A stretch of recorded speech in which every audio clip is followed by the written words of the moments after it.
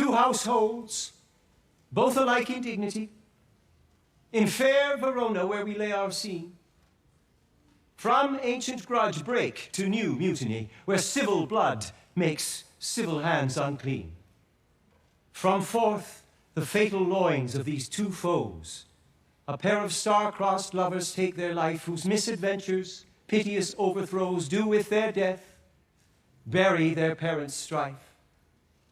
The fearful passage of their death-marked love and the continuance of their parents' rage, which but their children's end not could remove, is now the 2 hours' traffic of our stage. The which, if you with patient ears attend, what here shall miss, our toil shall strive to mend.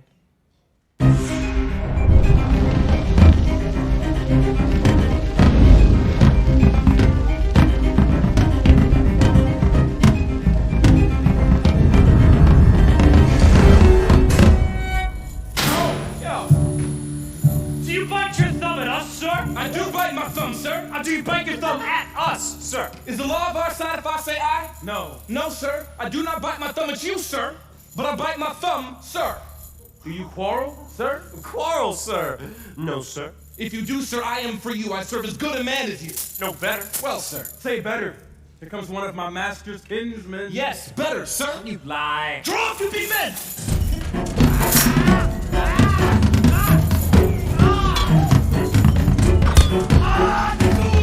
That you know not what you do. What art thou drawn among these heartless hinds? Turn thee, Benvolio, and look upon thy death. I do but keep the peace. What drawn and talk of peace? I hate the word as I hate hell, all Montagues, and thee, and that thee coward!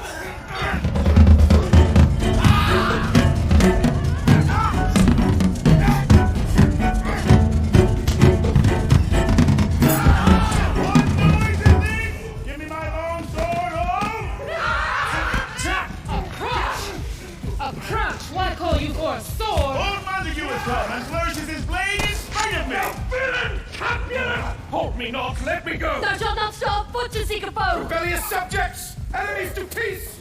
Profaners of this neighbor stand still! Will they not hear? What how you men? You beasts! That quench the fire of your pernicious rage with purple fountains issuing from your veins? On pain of torture, from those bloody hands, throw your mistempered weapons to the ground and hear the sentence of your moved prince. 3 civil brawls, bred of an airy word by thee, old Capulet, and Montague, have thrice disturbed the quiet of our streets. If ever you disturb our streets again, your lives shall pay the forfeit of the peace. For this time all the rest depart away, you, Capulet, shall go along with me. And Montague, come you this afternoon to know our farther pleasure in this case. Once more, on pain of death, all men depart. Oh, where is Romeo? Saw you him today? Right glad I am he was not at this fray. Madam, an hour before the worshipped sun peered forth the golden window of the east, a troubled mind drive me to walk abroad, where underneath the grove of sycamore, so early walking did I see your son. Full many a morning hath he there been seen, with tears augmenting the fresh morning's dew. Away from light steals home my heavy son, and private in his chamber pens himself, shuts up his windows, locks fair daylight out, and makes himself an artificial night. Black and portentous must this humour prove, unless good counsel may the cause remove. My noble uncle, do you know the cause? I neither know it nor can learn of him. See where he comes. So please you, step aside. I'll know his grievance or be much denied.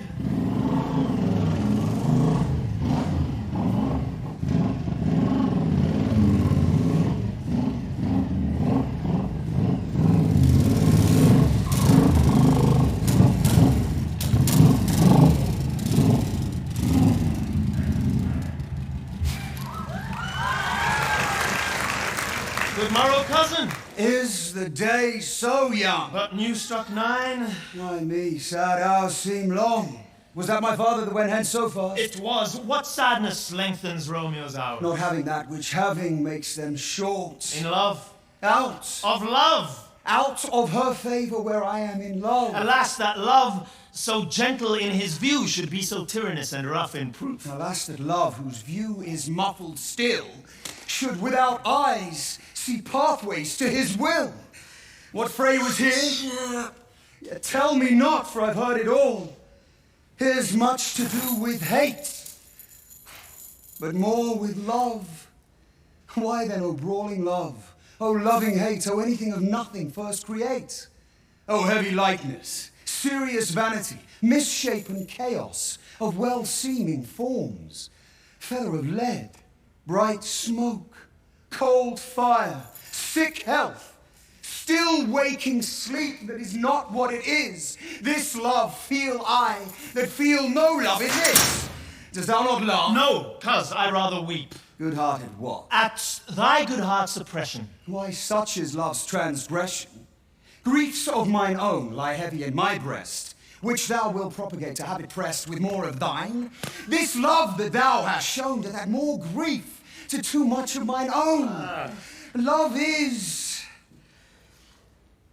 a smoke raised with the fume of sighs, being purged of fire, sparkling in lovers' eyes, being vexed, a sea nourished with lovers' tears.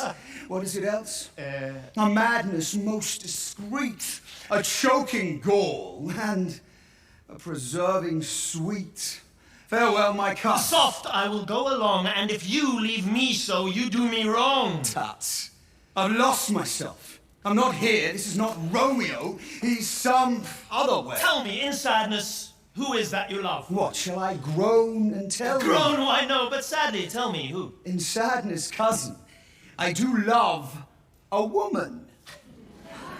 I aimed so near when I supposed you love. A right fair markman, and she is fair I love. A right fair mark, fair cuz is soonest hit.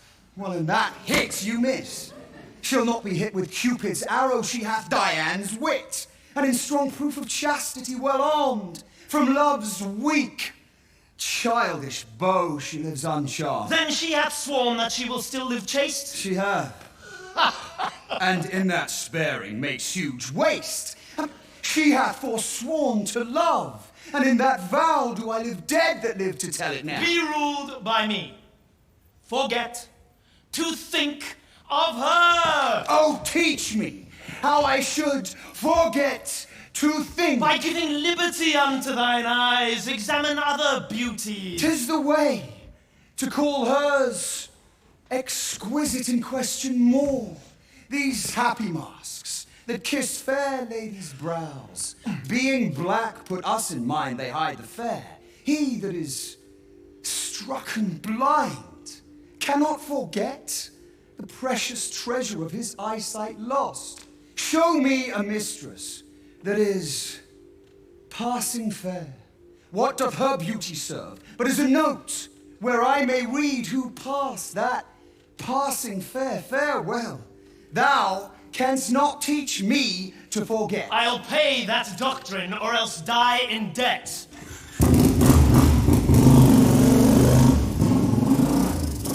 But Montague is bound as well as I in penalty alike, and 'tis not hard, I think, for men so old as we to keep the peace. Of honorable reckoning are you both, and pity 'tis you've lived at odds so long. But now, my lord, what say you to my suit? But saying o'er what I have said before, my child is yet a stranger in the world. Let 2 more summers wither in their pride, ere we may think her right to be a bride. Younger than she are happy mother's maid. And too soon marred are those so early married. She's the hopeful lady of my earth, but woo her, gentle Paris. Get her heart! My will to her consent is but a part, and she agreed within her scope of choice lies my consent and fair according voice. This night I hold an old accustomed feast, such as I love, and you are invited one more, most welcome to my house. At my poor house, look to behold this night earth-treading stars that make dark heaven light. Such comfort as do lusty young men feel when well-apparelled April on the heels of limping winter treads. Even such delight among fresh fennel buds. Shall you this night inherit at my house? In my house hear all see, and like her most, whose merit most shall be. Go, Sirrah, trudge about through fair Verona, find those persons out whose names are written there, and to them say, to my house and welcome, on their pleasure stay. Come, go with me. Tut, man, one fire burns out another's burning. One pain is lessened by another's anguish. Turn giddy, and be hope by backward turning. One desperate grief cures with another's languish. Take thou some new infection to thy eye, and the rank poison of the old will die. Your plantain leaf is excellent for that. For what, I pray thee? For your broken shin. Why, Romeo, art thou mad? Not mad, but bound more than a madman is. Shut up in prison, kept without my food, whipped, tormented. Good evening, good fellow. God you contend, I pray, sir. Can you read? I, mine own fortune in my misery. Perhaps you have learned it without book, but I pray, can you read anything you see? Aye, if I know the letters and the language. Ye say honestly, rest you merry. Stay, fellow, I can read.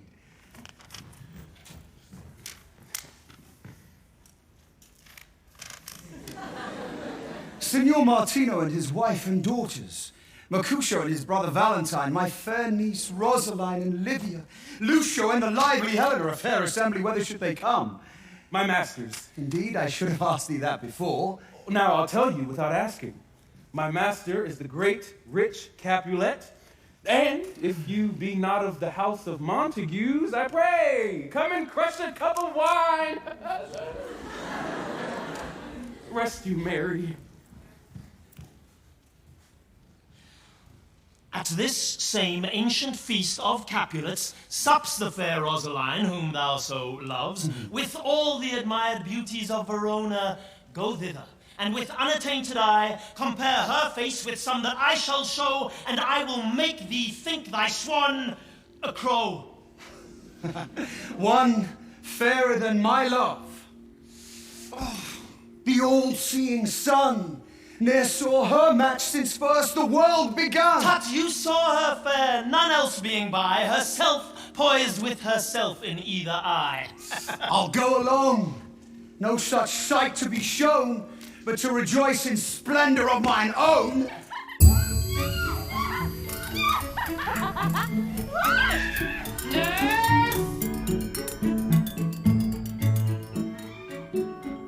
Nurse, where's my daughter? Call her forth to me. I bade her come. What lamb? What ladybird? Oh, God forbid. Where's this girl? What, Juliet? How now? Who called? Your mother. Madam, I am here. What is your will? This is the matter. Nurse, give leave a while. We must talk in secret. Nurse, come back again. I have remembered me. Thou's hear our counsel. Thou knowest my daughter's of a pretty age. Faith, I can tell her age into an hour. Susan and she, God rest all Christian souls, were of an age. Well, Susan is with God. She was too good for me. Oh, I remember it well. 'Tis since the earthquake, and she was weaned. I never shall forget it of all the days of the year upon that day. For I had then laid wormwood to my dog, sitting in the sun under the dove house wall. My lord and you were then at Mantua. Nay, I do bear a brain. But as I said, when it did taste the wormwood on the nipple of my dog and felt it bitter, pretty fool, to see it tetchy and fall out with the dog. Shake, quoth the dove house. 'Twas no need, I trow, to bid me trudge. And she could have run and waddled all about, for even the day before she broke her brow. And then my husband, God be with his soul, who was a merry man, took up the child. Yea, quoth he, dost thou fall upon thy face? Thou wilt fall backward when thou comest of age, wilt thou not, Jewel? And by my holiday, the pretty wretch left crying and said,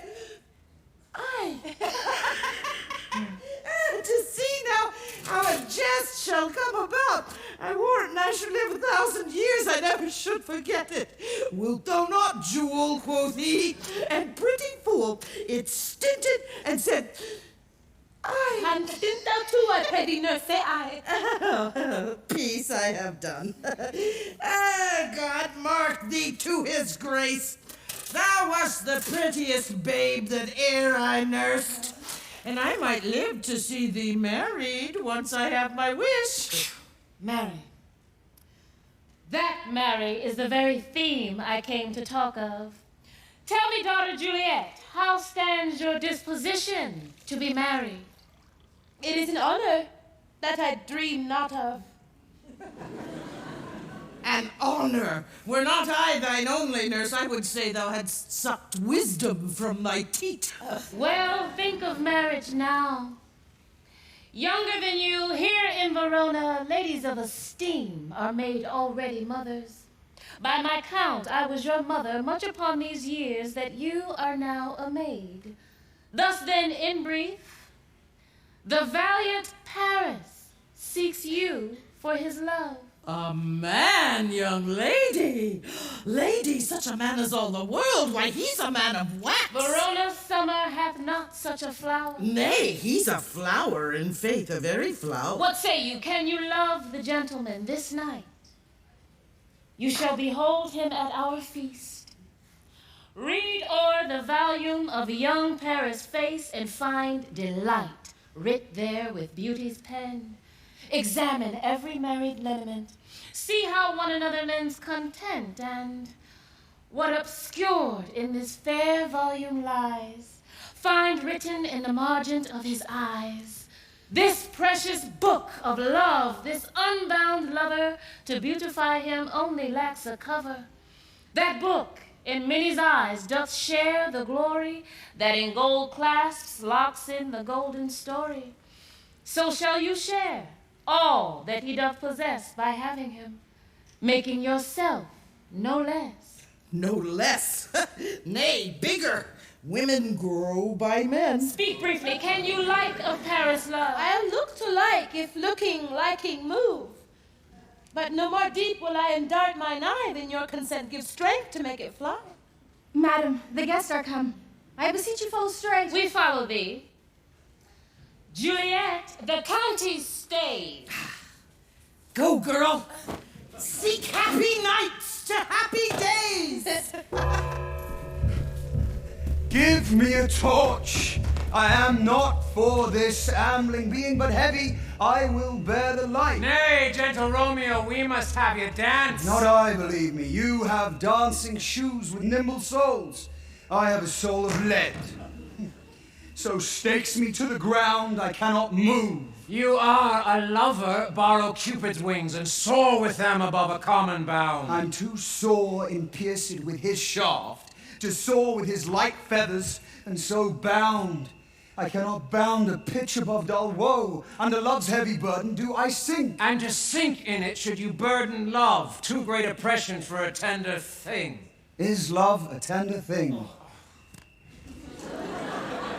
It's too rough, too rude, too boisterous, and it pricks like thorn. If love be rough with you, be rough with love.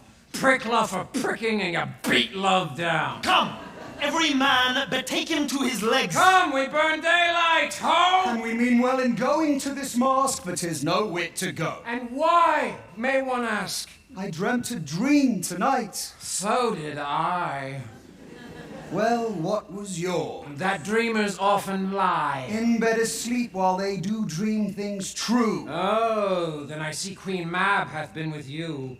She's the fairy's midwife, and she comes in shape no bigger than an agate stone on the forefinger of an alderman, drawn with a team of little atomi over men's noses as they lie asleep. Her chariot is an empty hazelnut made by the joiner squirrel or old grub, time out of mind the fairy's coachmakers. Her wagon spokes made of long spinner's legs, the cover of the wings of grasshoppers, Her traces, the smallest spider web. Her colours of the moonshine's watery beams. Her whip of cricket's bone, the lash of film. Her wagoner, a small grey-coated gnat, not half so big as a round little worm, pricked from the lazy finger of a maid. And in this state, she gallops night by night through lovers' brains, and then they dream of love. On courtiers' knees that dream on curtsies straight, or lawyers' fingers who straight dream on fees, or ladies' lips who straight on kisses dream, which oft the angry mad with blisters plagues because their breasts with sweetmeats tainted are. Sometime she driveth o'er a soldier's neck, and then dreams he of cutting foreign throats, of breaches, ambuscados, Spanish blades, of healths 5 fathom deep, and then anon, drums in his ear, at which he starts, wakes, being thus frighted, swears a prayer or two, and sleeps again. This is that very mab that plats the manes of horses in the night, and bakes the elf locks in foul, sluttish hairs, which, once being untangled, much misfortune bodes. This is the hag, when maids lie on their backs, that presses them, and learns them first to bear, making them women of good carriage. This is she! Peace, peace, Mercutio, peace. Thou talks of nothing. True, I talk of dreams, which are the children of an idle brain begot of nothing but vain fantasy, which is as thin of substance as the air, and more inconstant than the wind who woos even now the frozen bosom of the north, and being angered, puffs away from thence, turning his side to the dew-dropping south. This wind you talk of blows us from ourselves. Supper is done, and we shall come too late. I fear too early, for my mind misgives some consequence yet hanging in the stars. But he that hath the steerage of my course, direct my suit on, lusty gentlemen!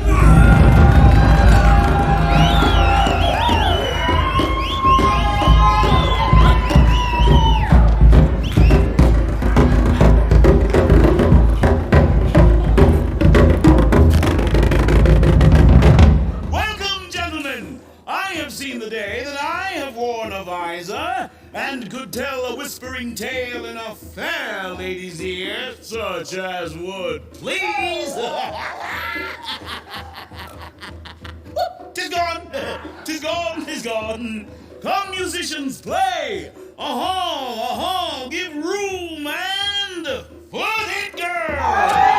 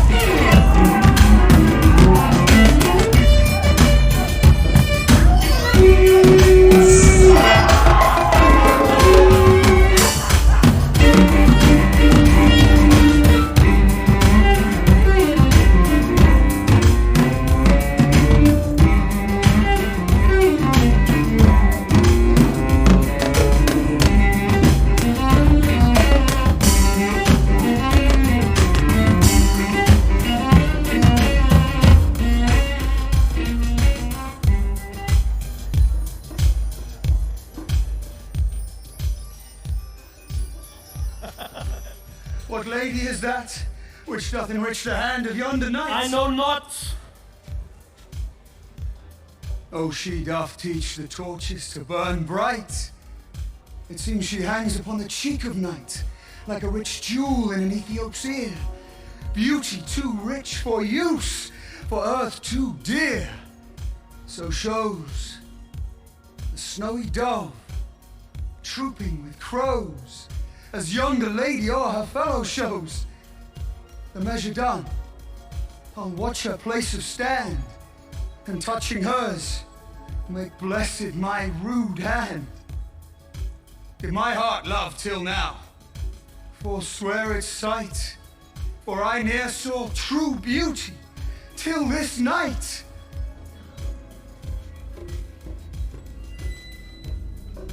This by his voice should be a Montague. Fetch me my rapier, boy.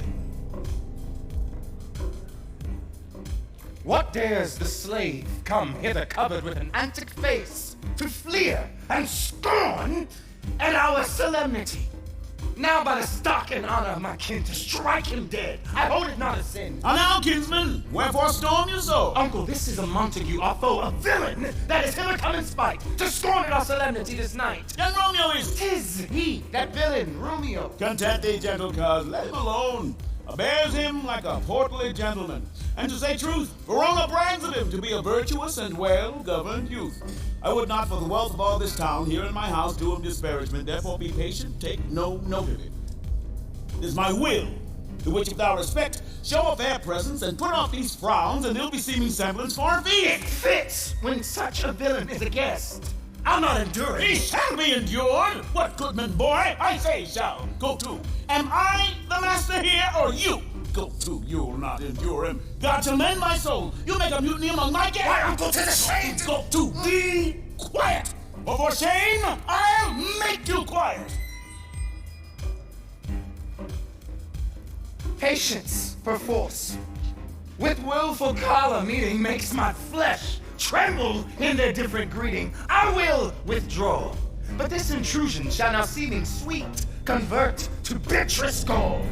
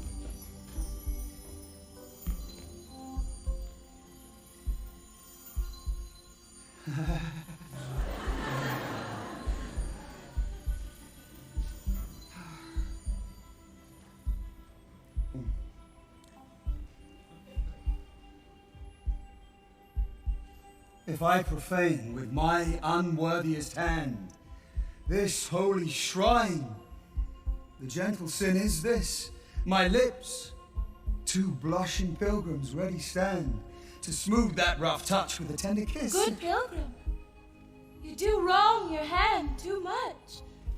Which manly devotion shows in this? For saints have hands that pilgrims' hands do touch.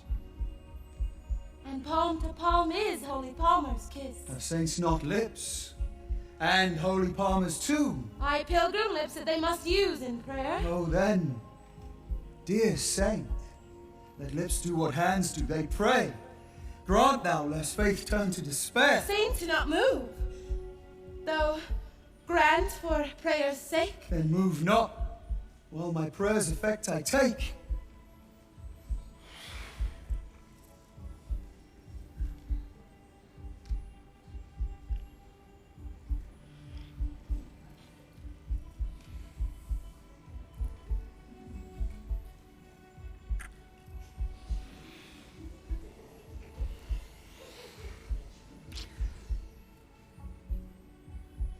Thus from my lips by thine my sin is purged. Then have my lips the sin that they have turned. Sin from my lips? Oh, trespass sweetly urged. Give me my sin again. You kiss by the book. Madam, your mother craves a word with you.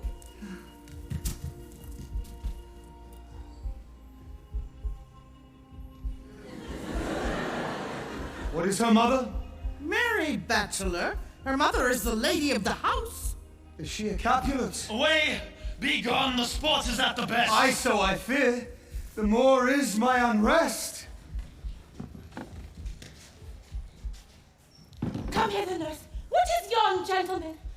The son and heir of old Tiberia. Then what's he that now is going out of door? Mary, that I think be young Petruchio. But he that follows hither would not dance. I know not. Go, ask his name.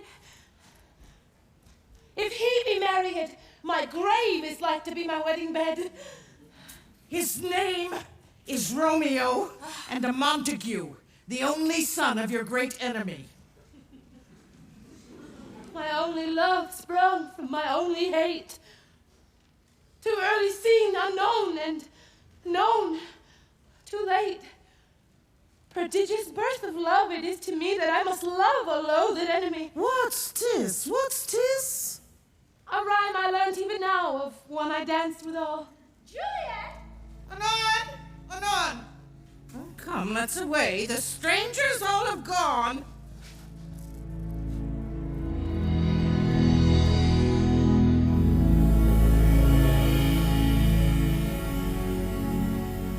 Romeo!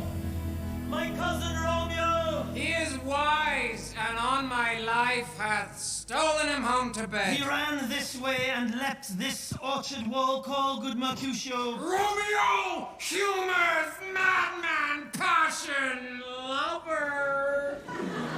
Appear thou in the likeness of a sigh.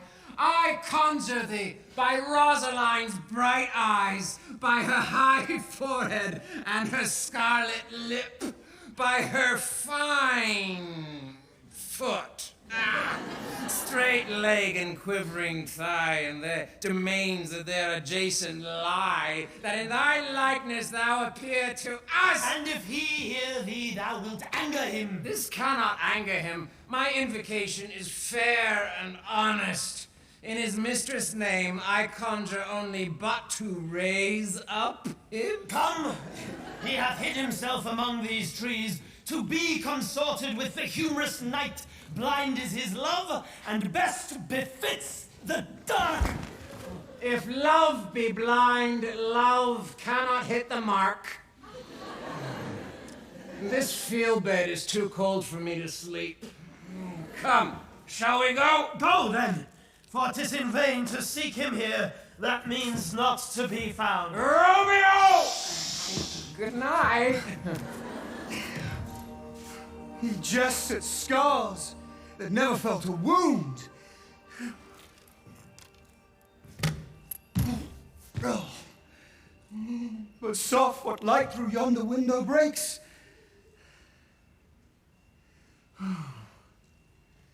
It is the east, and Juliet is the sun. Arise, fair sun, and kill the envious moon, who is already sick and pale with grief, that thou, her maid, art far more fair than she. Be not her maid, since she is envious. Her vestal livery is but sick and green, and none but fools do wear it. Cast it off. It is my lady. Oh, it is my love. Oh, that she knew she were. She speaks, yet she says nothing. What of that? Her eye discourses. I will answer it. I am too bold. It is not to me she speaks. Two of the fairest stars in all the heaven, having some business to entreat her eyes to twinkle in their spheres till they return. What if her eyes were there, they in her head? The brightness of her cheek would shame those stars, as daylight doth a lamp. Her eyes in heaven would, through the airy region, stream so bright that birds would sing and think it were not night. Ah. See how she leans her cheek upon her hand. Oh, that I were a glove upon that hand, that I might touch that cheek. Why me? She speaks. Oh, speak again, bright angel, for thou art as glorious to this night being o'er my head, as is a winged messenger of heaven unto the white upturn wondering eyes of mortals that fall back to gaze on him when he bestrides the lazy puffing clouds and sails upon the bosom of the air. Oh, Romeo. Romeo, wherefore art thou Romeo? Deny thy father and refuse thy name. Or if thou wilt not, be but sworn my love, and I'll no longer be a Capulet. Shall I hear more, or shall I speak at this? 'Tis but thy name that is my enemy. Thou art thyself, though not a Montague. What's Montague? It is nor hand, nor foot, nor arm, nor face, nor any other part belonging to a man. Oh, be some other name. What's in a name? That which we call a rose, by any other word, would smell as sweet. So Romeo would, were he not Romeo called, retain that dear perfection which he owes without that title. Oh, Romeo, doff thy name, and for thy name, which is no part of thee, take all myself. I take thee at thy word. Call me but love, and I'll be new baptized. Henceforth I never will be Romeo. What man art thou that thus be screened at night, so stumblest on my counsel? By a name, I know not how to tell thee who I am. My name, dear saint, is hateful to myself because it is an enemy to thee. Had I it written, I would tear the word. My ears have not yet drunk 100 words of thy tongue's uttering it. I know the sound. Art thou not Romeo and a Montague? Neither, fair maid, if either thee dislike. How camest thou hither, tell me, and wherefore the orchard walls are high and hard to climb, and the place death, considering who thou art, if any of my kinsmen find thee here? With love's light wings did I o'erperch these walls. For stony limits cannot hold love out, and what love can do, that dares love attempt. Therefore thy kinsmen are no stop to They me. do see thee, they will murder thee. Alack, there lies more peril in thine eye than 20 of their swords. Look thou but sweet, and I'm proof against their enmity. I would not for the world they saw thee here. I have night's cloak to hide me from their eyes. And but thou love me, let them find me here. My life were better ended by their hate than death prorogued wanting of thy love. By whose direction foundst thou out this place? By love, that first did prompt me to inquire. He lent me counsel, and I lent him eyes. I'm no pilot, yet wert thou as far as that vast shore, washed with the farthest sea. I should adventure for such merchandise. Thou know'st the mask of night is on my face, else would a maiden blush but paint my cheek for that which thou hast heard me speak tonight. Fain would I dwell on form. Fain deny what I have spoke, but farewell compliment. Dost thou love me? I know thou wilt say aye, and I will take thy word. Yet, if thou swearest, thou mayst prove false. At lovers' perjuries they say Jove laughs. Oh, gentle Romeo, if thou dost love, pronounce it faithfully. Or if thou thinkst I am too quickly won, I'll frown and be perverse and say thee nay, so thou wilt woo. But else, not for the world.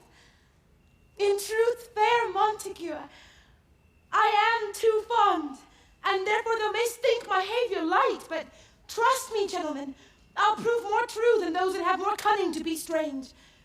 I should have been more strange, I must confess, but that thou overheardst there I was aware of my true love passion. Therefore pardon me, and not impute this yielding to light love which the dark night hath so discovered. Lady, by yonder blessed moon do I vow that tips with silver all these fruit tree tops. Oh, swear not by the moon. The inconstant moon that monthly changes in her circle door, blessed thy love prove likewise variable.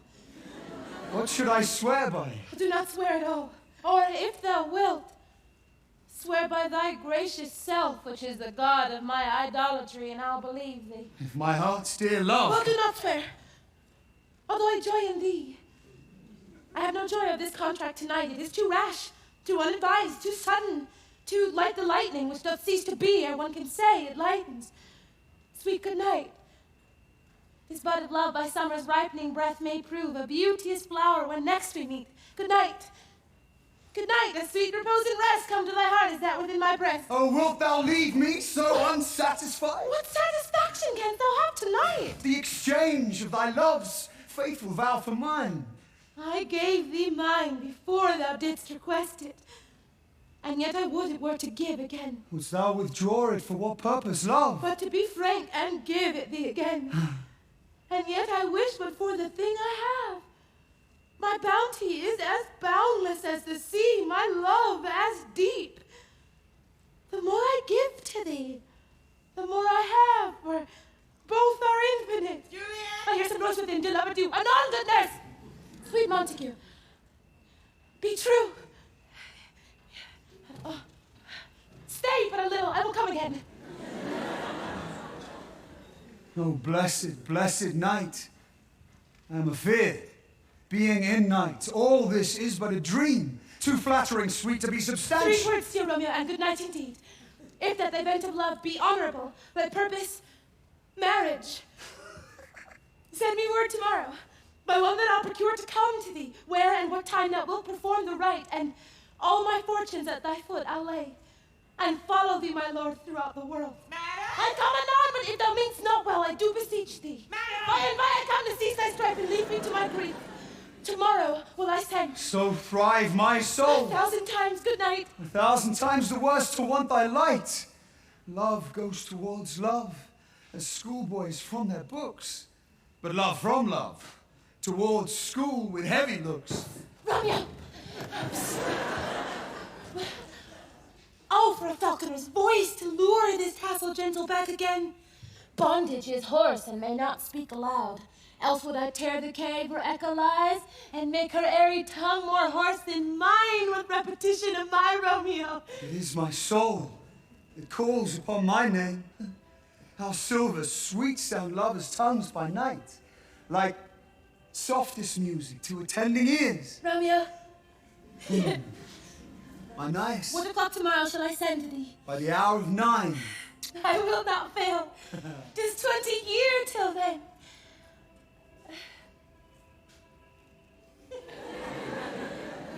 I have forgot why I did call thee back.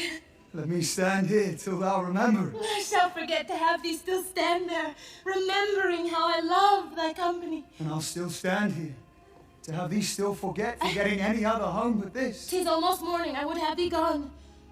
And yet, no further than a wanton's bird, who lets it hop a little from his hand like a poor prisoner in his twisted gyves, and with a silken thread plucks it back again. So loving, jealous of his liberty. I would I were thy bird. Sweet, so would I.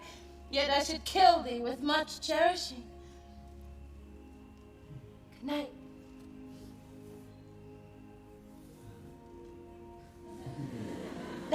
Good night. Parting is such sweet sorrow that I shall say good night till it be morrow. Sleep dwell upon thine eyes, peace in thy breast. Would I were sleep, and peace so sweet to rest. Hence will I to my ghostly sire's close cell, his help to crave, my dear hap to tell.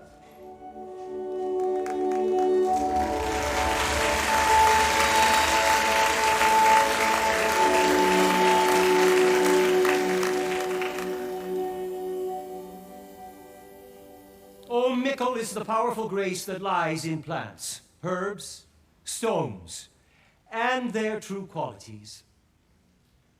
For nothing so vile that on the earth doth live, but to the earth some special good doth give. Nor aught so good, but strained from that fair use, revolts from true birth, stumbling on abuse. Virtue itself turns vice, being misapplied, and vice sometime by action dignified within the infant rind of this weak flower. Poison hath residence and medicine power. For this being smelled with that part cheers, each part being tasted, it stays all senses with the heart. Two such opposed kings encamp them still in man as well as herbs, grace and rude will. And where the worser is predominant, Full soon the canker death eats up that plat. Good morrow, father. Benedicite, what early tongue so sweet saluteth me. Young son, it argues a distempered head so soon to bid good morrow to thy bed. Or if not so, then here I hit it right. Our Romeo hath not been in bed tonight. That last is true. The sweeter rest was mine. God pardon sin. Wast thou with Rosaline? With Rosaline, my ghostly father? No, I forgot that name, and that name's Woe. Well, that's my good son. But where hast thou been then? I'll tell thee, ere thou askest me again. I have been feasting with mine enemy, where on a sudden one hath wounded me. That's by me wounded, both are remedies within thy help and holy physic lie. I bear no hatred, blessed man, for lo, my intercession likewise steads my foe. Be plain, good son, and homely in thy drift. Ridley confession finds but ridley shrift. And plainly know my heart's dear love is set on the fair daughter of rich Capulet. As mine on hers, so hers is set on mine, and all combined, save what thou must combine, by holy marriage. When and where and how we met, we wooed, we made exchange of vow, I'll tell thee as we pass. But this I pray, that thou consent to marry us today. Holy Saint Francis. What a change is here! Is Rosaline that thou didst love so dear, so soon forsaken? Young men's love that lies not truly in their hearts, but in their eyes. Jesu Maria, what a deal of brine hath washed thy sallow cheeks for Rosaline. How much salt water thrown away in waste to season love that of it doth not taste. Thou chidest me off for loving Rosaline. For doting, not for loving, pupil mine. I pray thee chide me not, her I love now. Doth grace for grace and love for love allow? The other did not so. Oh, she knew well thy love did read by rote, but could not spell. But, come, young waverer, come, go with me. In one respect, I'll thy assistant be, for this alliance may so happy prove to turn your household's rancor to pure love. Oh, let us hence. I stand on sudden haste. Wisely and slow. They stumble that run fast. Where the devil should this Romeo be? Came he not home tonight? Not to his father's. I spoke with his man. Why, that same pale, hard-hearted wench, that Rosaline torments him so he will sure run mad. Tybalt, the kinsman to old Capulet, hath sent a letter to his father's house. A challenge on my life. Romeo will answer it. Any man that can write may answer a letter. Nay, he will answer the letter's master, how he dares, being dead. Alas, poor Romeo, he's already dead. Stabbed with a white wench's black eye, run through the ear with a love song, the very pit of his heart cleft with the blind bow-boy's butt shaft. And is he a man to encounter Tybalt? Why, what is Tybalt? More than Prince of Cats. Oh, he's the courageous captain of compliments. He fights as you sing prick song, keeps time, distance, and proportion, rests his minim rests, 1, 2, and a third in your bosom. The very butcher of a silk button. A duelist. A duelist. A gentleman of the very first house, of the first and second cause. Oh, the immortal Posado, the Punto Reverso, the hate. The what? Here comes Romeo! Here comes Romeo! You gave us a counterfeit fairly last night. Good morrow to you both. What counterfeit did I give you? The slip, sir, the slip. Can you not conceive? Pardon, good Mercutio, but my business was great, and in such a case as mine, a man may strain courtesy. Nay, I'm the very pink of courtesy. Pink for flower. Right. Why then is my pump well floured? Follow me this jest now till thou hast worn out thy pump, that when the single soul of it is worn, the jest may remain after the wearing solely singular. Oh, single-souled jest. Solely singular for the singleness. Oh, come between us, good Benvolio, my wit sphinx. Swits and spurs, or I'll cry a match. Why now is not this better than groaning for love? Now art thou sociable. Now art thou Romeo. Now art thou what thou art by art as well as by nature. Stop that! Stop that!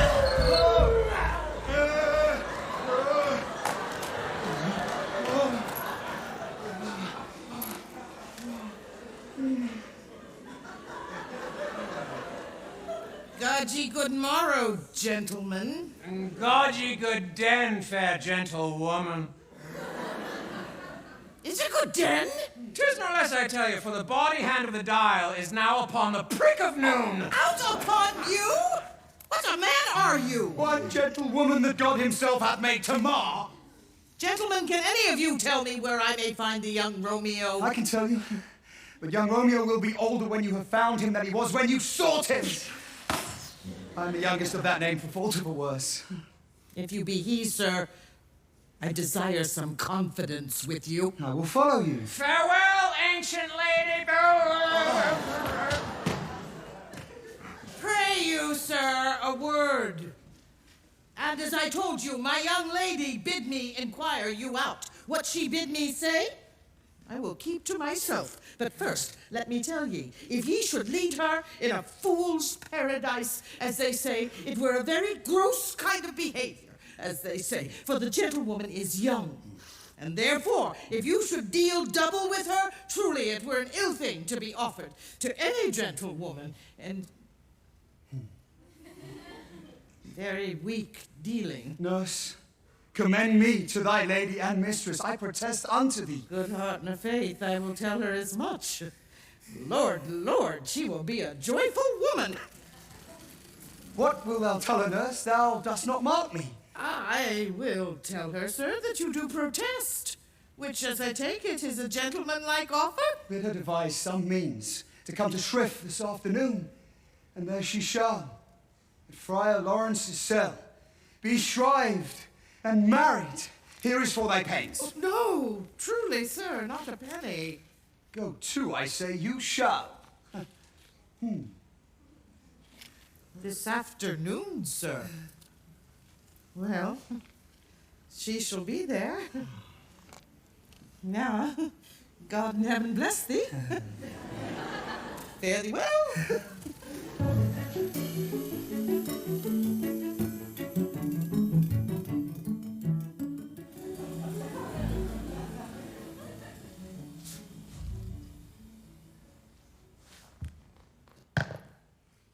The clock struck 9 when I did send the nurse. In half an hour she promised to return. Perchance she cannot meet him. That's not so. Oh, she is lame. Love's herald should be thoughts, which 10 times faster glide than the sun's beams, driving back shadows over lowering hills. Therefore do nimble pinioned doves draw love, and therefore hath the wind-swift Cupid wings. Now is the sun upon the highmost hill of this day's journey, and from 9 till 12 is 3 long hours, yet she is not come. Had she affections and warm youthful blood, she would be as swift in motion as a bull. My words would bandy her to my sweet love, and his to me. But old folks, many fain as they were dead, unwieldy, slow, heavy, and pale as lead. Oh God, she comes, oh honey nurse, what news hast thou met with him? Oh Lord, why look'st thou sad? The news be sad, yet tell them merrily. If good, thou shamest the music of sweet news by playing it to me with so sour a face. I am a-weary. Give me leave a while. Fie, how my bones ache. What a jaunt have I! Why would thou hadst my bones, and I thy news? Nay, come, I pray thee speak, good nurse, speak. Jesu, what haste! Can you not stay a while? Do you not see that I am out of breath? How art thou out of breath when thou hast breath to say to me that thou art out of breath? The excuse that thou dost make in this delay is longer than the tale thou dost excuse. Is thy news good or bad? Answer to that. Say either, and I'll state the circumstance. Let me be satisfied. Is it good or bad? Well, you have made a simple choice. You know not how to choose a man. Romeo? No, not he. Though his face be better than any man's, yet his leg excels all men's. And for a hand and a foot and a body, though they be not to be talked on, yet they are past compare. He's not the flower of courtesy, but I'll warrant him as gentle as a lamb. Go thy ways, wench, serve God. What, have you dined at home? No. No, but all this did I know before. What says he our marriage? What of that? Lord, how my head aches. What a head have I? beats as it would fall in 20 pieces. My back. Oh, t'other side. Oh, my back, my back. Beshrew your heart for sending me about to catch my death with jaunting up and down. Faith, I am sorry that thou art not well, sweet, sweet, sweet nurse. Tell me, what says my love? Your love says, like an honest gentleman, and a courteous, and a kind, and a handsome, and I warrant a virtuous. Where is your mother? Where is my mother? Why, she's within. Where should she be? How oddly thou repliest! Your love says like an honest gentleman, where is your mother? Oh, God's lady dear, are you so hot? Marry, come up, I trow. Is this the poultice for my aching bones? Henceforward, do your messages yourself. Oh, you're such a quill. Come, what says Romeo? Have you got leave to go to Shrift today? I have. And hie you hence to Friar Lawrence' cell. There stays a husband to make you a wife. Now comes the wanted blood up in your cheeks. They'll be in scarlet straight at any news. Hie you to church. I must another way to fetch a ladder, by the which your love must climb a bird's nest soon when it is dark. Ah, I am the drudge and toil in your delight. But you shall bear the burden soon at night. Go I to dinner. I you to the cell. Hie to high fortune, honest nurse, farewell!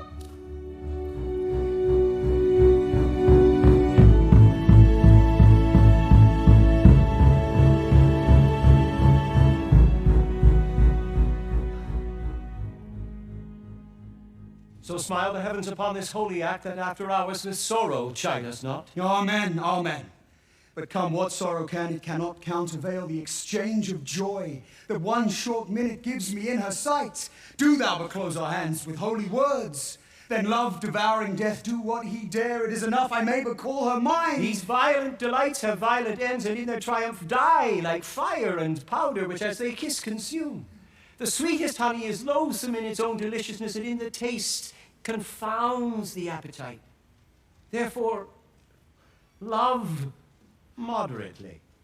Long love doth so, too swift arrives as tardy as too slow. Here comes the lady. Oh, so light of foot will ne'er wear out the everlasting flint.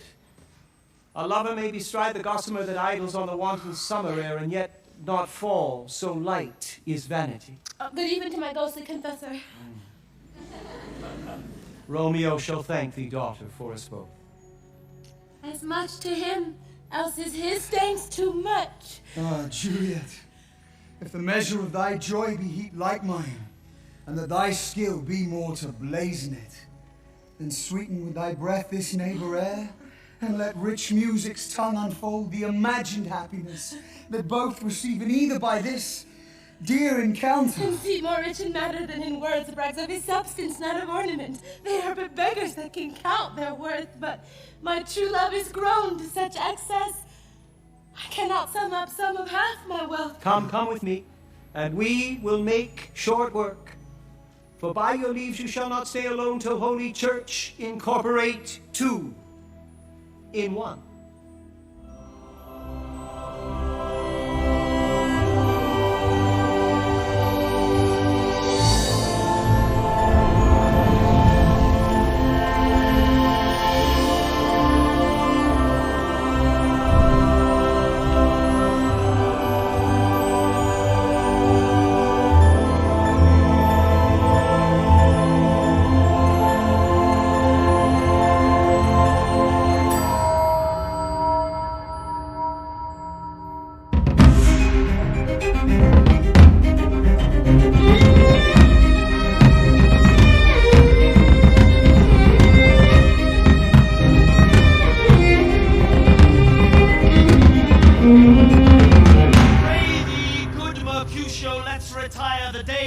is hot, the Capulets abroad, and if we meet, we shall not scape a brawl, for now, these hot days is the mad blood stirring. Thou art like one of these fellows that when he enters the confines of a tavern, claps me his sword upon the table and says, God send me no need of thee.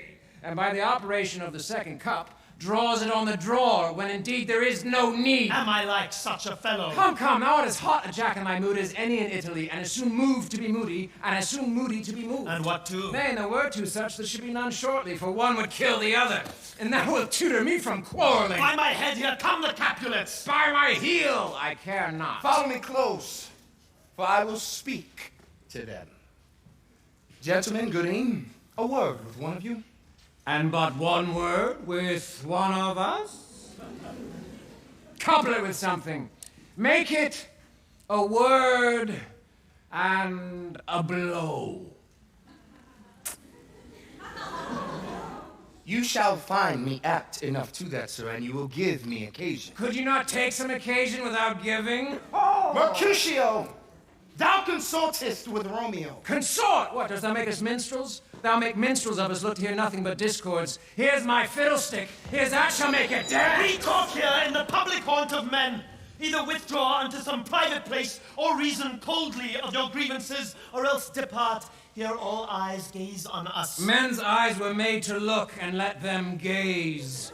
I'll budge for no man's pleasure, aye. Well, peace be with you, sir. Here comes my man. But I'll be hanged, sir, if you wear your livery. Mary, go before the field. He'll be your follower. Your worship in that sense may call him man. Romeo, the love I bear thee can afford no better term than this. Thou art a villain. Tybalt, the reason I have to love thee doth much excuse the appertaining rage to such a greeting. Villain am I none. Therefore farewell. I see thou knowest me not. Boy, this shall not excuse the injuries thou hast done me. Therefore, turn and draw. I do protest. I never injured thee, but love thee better than thou canst devise till thou shalt know the reason of my love. And so, good Capulet, which name I tender as dearly as mine own, be satisfied. Oh, calm, dishonorable, vile submission. Tybalt, you rat!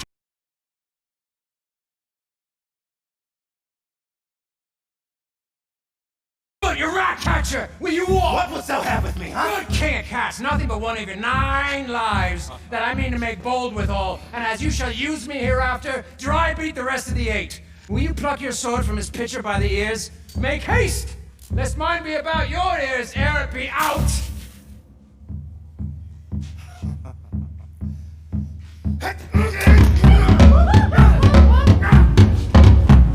Gentle Mercutio, put thy rapier up. Come, sir. Draw, Benvolio, beat down their weapons.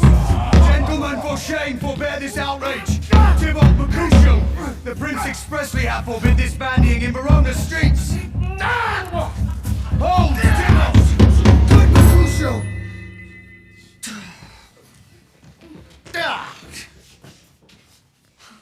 I am hurt. A plague of both your houses. I'm sped. Is he gone and hath nothing? What, art thou hurt? Aye, a scratch, a scratch. Marry, 'tis enough. Where's my page? Go, villain, fetch a surgeon. Courage, man. The hurt cannot be much. No, it's not so deep as a well, nor so wide as a church door, but 'tis enough, 'twill serve. Ask for me tomorrow, you shall find me a grave man. Why the devil king between us?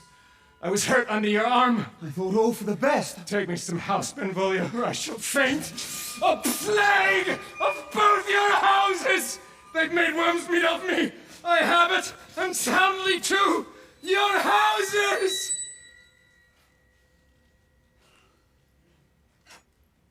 This gentle man, the prince's near ally, my very friend, hath got this mortal hurt in my behalf.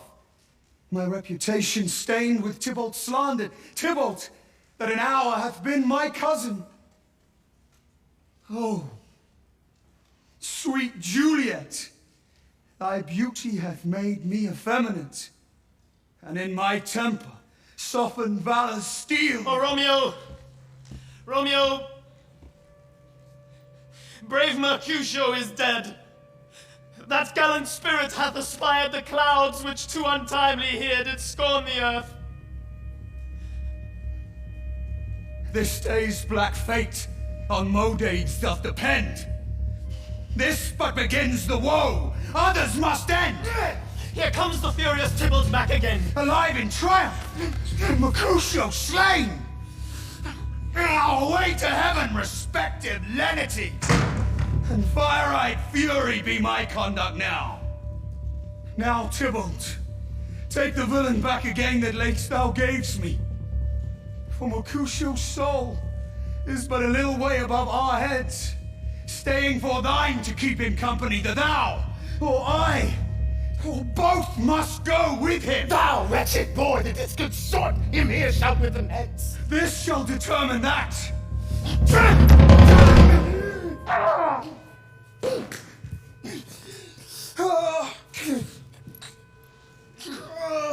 Romeo, away, be gone. The citizens are up and Tybalt slain. Stand not amazed, the prince will doom thee death if thou art taken. Hence, be gone, away. Oh, I'm fortune's fool. Why dost thou stay? Which way ran he that killed Mercutio? Tybalt, that murderer, which way ran he? There lies that Tybalt. Officer, go with me. I charge thee in the prince's name away. Where are the vile beginners of this fray? O noble prince, I can discover all the unlucky manage of this fatal brawl. There lies the man slain by young Romeo that slew thy kinsman, brave Mercutio. Tybalt, my cousin.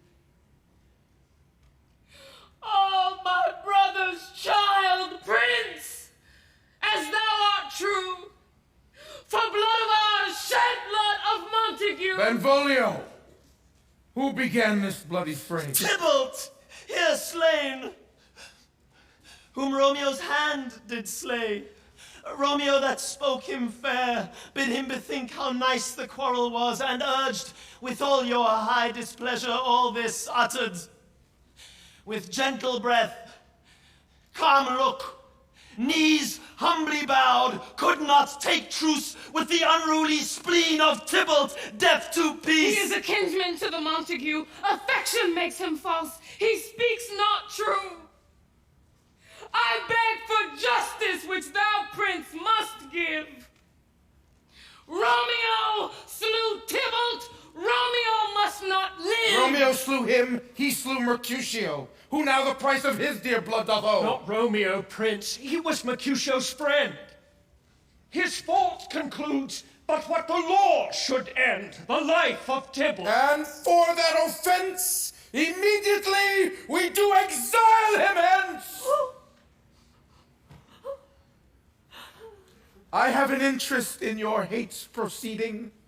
My blood for your rude brawls doth lie a-bleeding, but I'll amerce you with so strong a fine that you shall all repent the loss of mine. I will be deaf to pleading and excuses, nor tears nor prayers shall purchase out abuses, therefore use none. Let Romeo hence in haste! Else when he's found, that hour is his last. Bear hence this body and attend our will.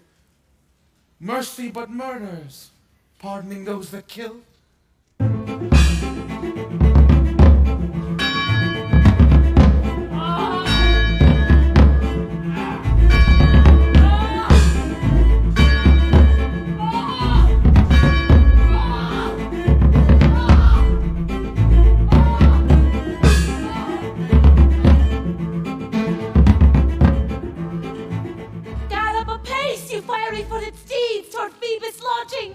Such a wagoner as Phaeton would whip you to the west and bring in cloudy night immediately.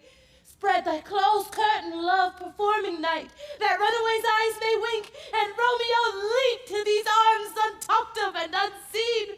Come, night, come, Romeo, come thou day and night, for thou wilt lie upon the wings of night, whiter than new snow on a raven's back. Come, gentle night, come, loving, black-browed knight, give me my Romeo. And when I shall die, take him and cut him out in little stars. And he will make the face of heaven so fine that all the world will be in love with night and pay no worship to the garish sun. Oh, I have bought the mansion of a love, but not possessed it. And though I am sold, not yet enjoyed. So tedious is this day, as is the night before some festival to an impatient child that hath new robes and may not wear them. Oh, here comes my nurse. Now, nurse, what news? Why dost thou wring thy hands? Oh, where are they? He's dead! He's dead! He's dead! We are undone, lady! We are undone! Alas, the day he's gone! He's killed! He's dead! Can heaven be so envious? Romeo can, though heaven cannot! Oh, Romeo! Romeo! Whoever would have thought it, Romeo! What devil art thou that dost torment me thus? This torture should be roared in dismal hell. Hath Romeo slain himself? I saw the wound. I saw it with mine eyes. God save the mark here on his manly breast. A piteous corse. A bloody piteous corse. Pale, pale as ashes. All bedaubed in blood. All in gore blood. I swooned at the sight. Oh, break my heart, poor bankrupt. Break at once. To prison eyes ne'er look on liberty. Vile earth to earth resign, end motion here, and thou and Romeo press one heavy bier. Oh, Tybalt, Tybalt, the best friend I had. Oh, courteous Tybalt, honest gentleman, that ever I should live to see thee dead. What storm is this that blows so contrary? Is Romeo slaughtered and is Tybalt dead? My dearest cousin and my dear lord, then dreadful trumpets sound the general doom for who is living if those two are gone. Tybalt is gone, and Romeo banished. Romeo that killed him, he is banished. Oh, God. Did Romeo's hand shed Tybalt's blood? It did. It did. Alas, the day it did. Oh, serpent heart hid with a flowering face. Did ever dragon keep so fair a cave? Beautiful tyrant, fiend angelical, this poisoned substance of divinest show, just opposite to what thou justly seemst, a damned saint, an honorable villain. Was ever book containing such vile matter so fairly bound? Oh, that deceit should dwell in such a gorgeous palace. There's no trust, no faith, no honesty in men. All perjured, all forsworn, all naught, all dissemblers. Oh, give me some aquavita. These griefs, these woes, these sorrows make me old. Shame come to Romeo. Blistered be thy tongue for such a wish. He was not born to shame. Upon his brow shame is ashamed to sit. For 'tis a throne where honor may be crowned, sole monarch of the universal earth. Oh, what a beast was I to chide at Will him. you speak well of him that killed your cousin? Shall I speak ill of him that is my husband?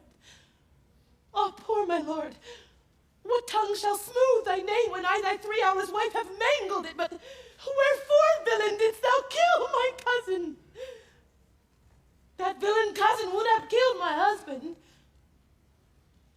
Back, foolish tears. Back to your native spring.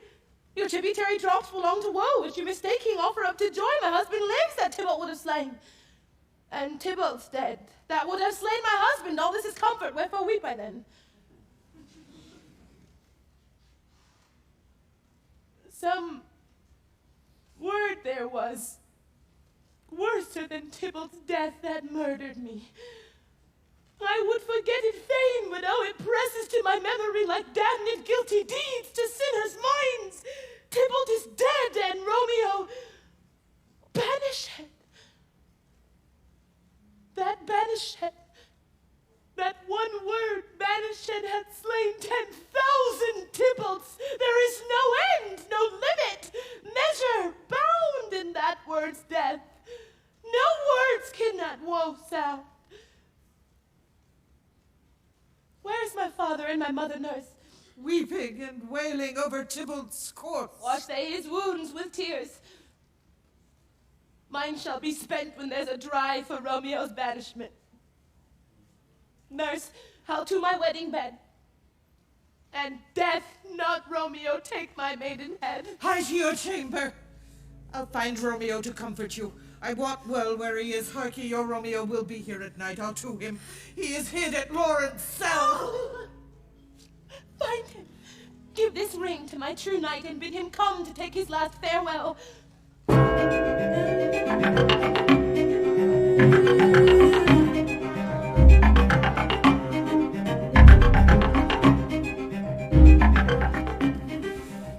Romeo, come forth, thou fearful man.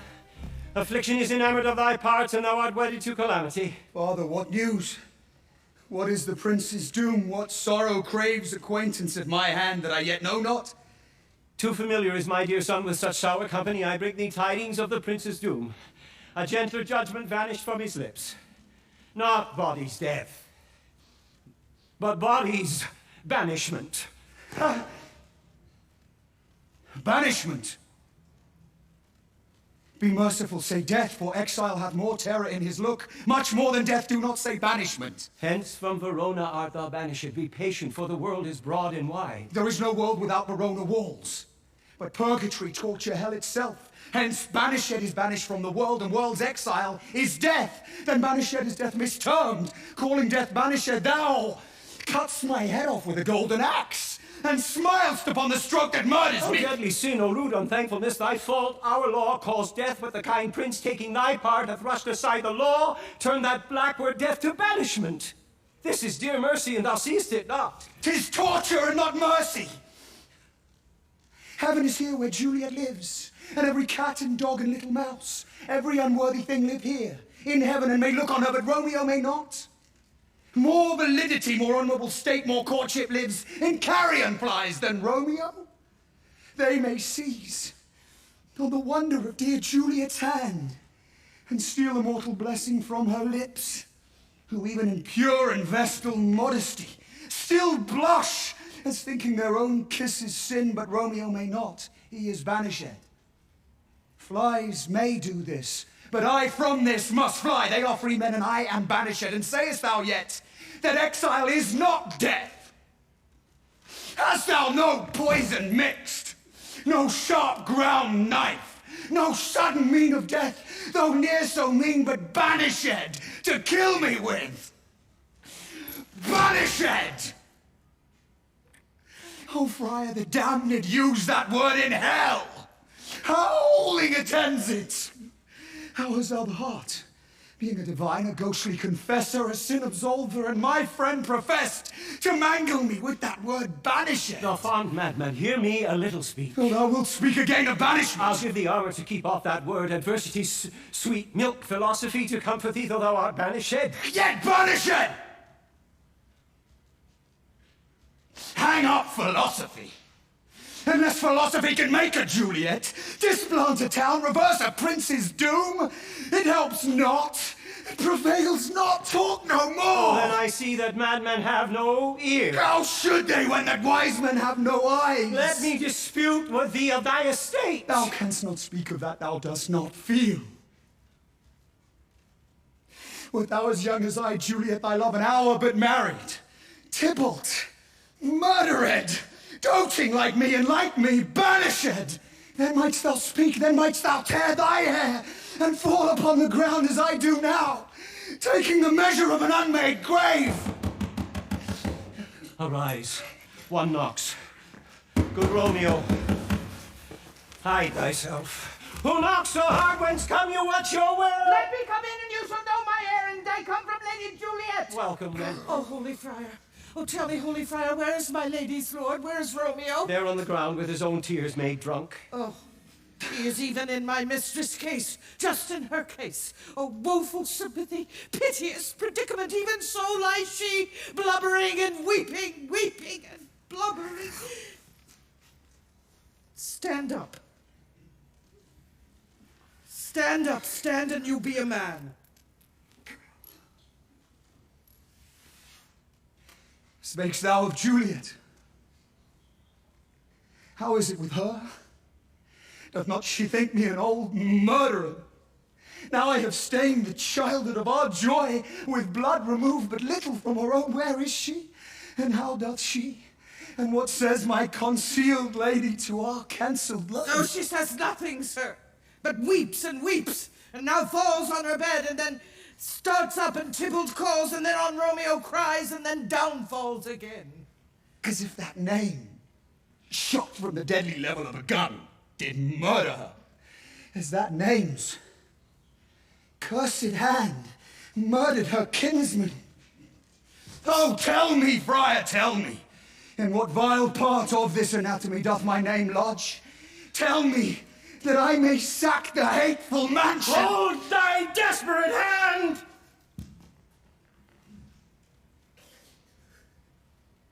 Art thou a man? Thy form cries out, thou art!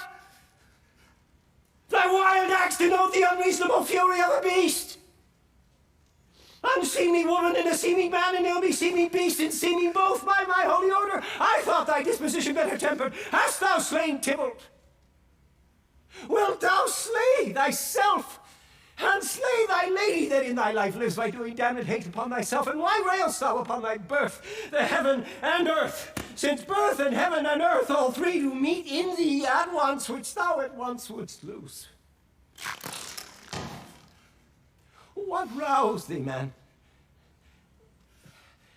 Thy Juliet is alive. For whose dear sake thou wast but lately dead, there art thou happy. Tybalt would kill thee, but thou slewest Tybalt. There art thou happy. The law, the threatened death, becomes thy friend and turns it to exile. There art thou happy. A pack of blessings light upon thy back. Happiness courts thee in her best array, yet like a misbehaved and sullen wench thou pout'st upon thy fortune and thy love. Take heed. Take heed, for such die miserable. Oh, Lord, I could have stayed here all the night to hear good counsel. Oh, what learning is. Go. Get thee to thy love, as was decreed. Ascend her chamber hence and comfort her. And look thou, stay not till the watch be set, for then thou canst not pass to Mantua, where thou shalt live till we can find a time to blaze your marriage, reconcile your friends, beg pardon of the prince, and call thee back with 1,000 times more joy than thou wentst forth in lamentation. Go before, nurse. Commend me to thy lady, bid her hasten all the house to bed, which heavy sorrow makes them apt unto. Romeo is coming. My lord, I'll tell my lady you will come. Do so, and bid my sweet prepare to chide. Here, sir. A ring she bid me give you, sir. You make haste, for it grows very late. How well my comfort is revived by this. Go hence. Good night. Here stands all your state. You either be gone before the watch be set, or by the break of day disguised from hence. Sojourn in Mantua, I'll find out your man. He shall signify from time to time every good hap to you which chances here. Give me that hand. 'Tis late. Farewell. Good night. But that a joy past joy calls out on me, were a grief so brief to part with thee. Farewell.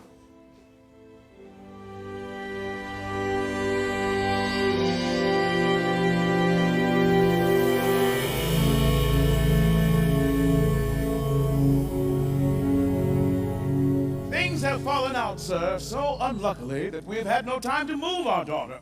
Look you, she loved her kinsman Tybalt dearly. So did I. Well, we were born to die. 'Tis very late. She'll not come down tonight, I promise you, but for your company I would have been abed an hour ago. These times of woe afford no time to woo. Madam, good night. Commend me to your daughter. I will, and know her mind early tomorrow. Tonight she's mewed up to her heaviness. Sir Paris, I will make a desperate tender of my child's love. I think she will be ruled in all respects by me, nay more, I doubt it not. Wife, go you to her ere you go to bed. Acquaint her here with my son Paris's love, and bid her, mark you me, on Wednesday next. But soft, what day is this? Monday, my lord. Monday? Well, Wednesday's too soon. A Thursday let it be. A Thursday tell her she shall be married to this noble earl. Will you be ready? Do you like this haste? We'll keep no great ado, a friend or two. For hark you, Tybalt being slain so late, it may be thought we held him carelessly, being our kinsmen if we revel much. Therefore we'll have some half-dozen friends, and there an end. But what say you to Thursday? My lord, I would that Thursday were tomorrow. Well, get you gone. A Thursday be it then. Go you to Juliet ere you go to bed. Prepare her wife against this wedding day. Farewell, my lord. Light in my chamber. Ho! For me, it is so very late that we may call it early by and by. Good night.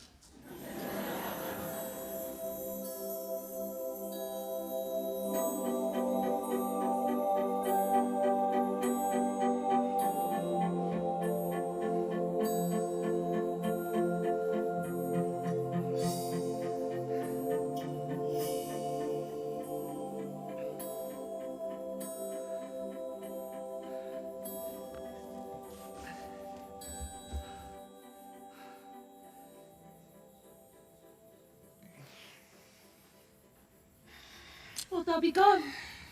It is not yet near day. It was the nightingale that pierced the fearful hollow of thine ear. Nightly she sings on yon pomegranate tree. Believe me, love, it was the nightingale. It was the lark, the herald of the morn. No nightingale. Look, love, what envious streaks do lace the severing clouds in yonder east. Night's candles are burnt out, and jocund day stands tiptoe on the misty mountaintops. I must be gone and live, or stay and die. Your light is not daylight, I know it. It is some meteor that the sun exhales to be to thee this night a torchbearer and light thee on thy way to Mantua. Therefore stay yet, thou needst not to be gone. Let me be ta'en. Let me be put to death. I am content, so thou wilt have it so.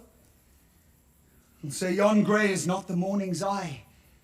It is but the pale reflex of Cynthia's brow. No, that is not the lark whose notes do beat the vaulty heaven so high above our heads. Come, death, and welcome. Juliet wills it so. How is my soul?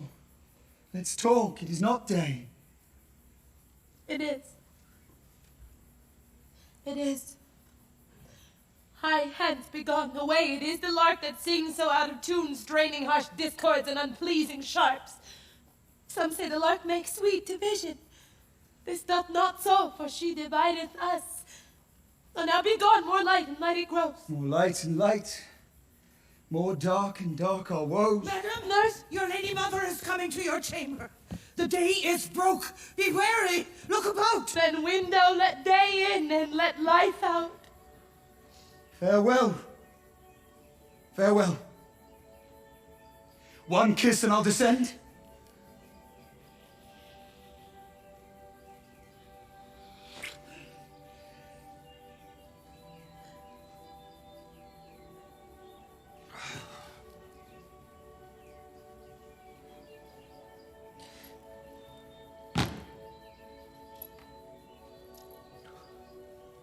Art thou gone so, love? Lord, I, husband, friend. I must hear from thee every day, in the hour, for in a minute there are many days. Oh, by this count there shall be much in years ere I again behold my Romeo. I will omit no opportunity that may convey my greetings, love, to thee. Oh, think'st thou we shall ever meet again? I doubt it not. And all these woes shall serve for sweet discourses in our time to come. Oh God, I have an ill-divining soul. Methinks I see thee now. Thou art so low as one dead in the bottom of a tomb. Either my eyesight fails or thou look'st pale. And trust me, love, in my eyes so do you. Dry sorrow drinks our blood. Adieu,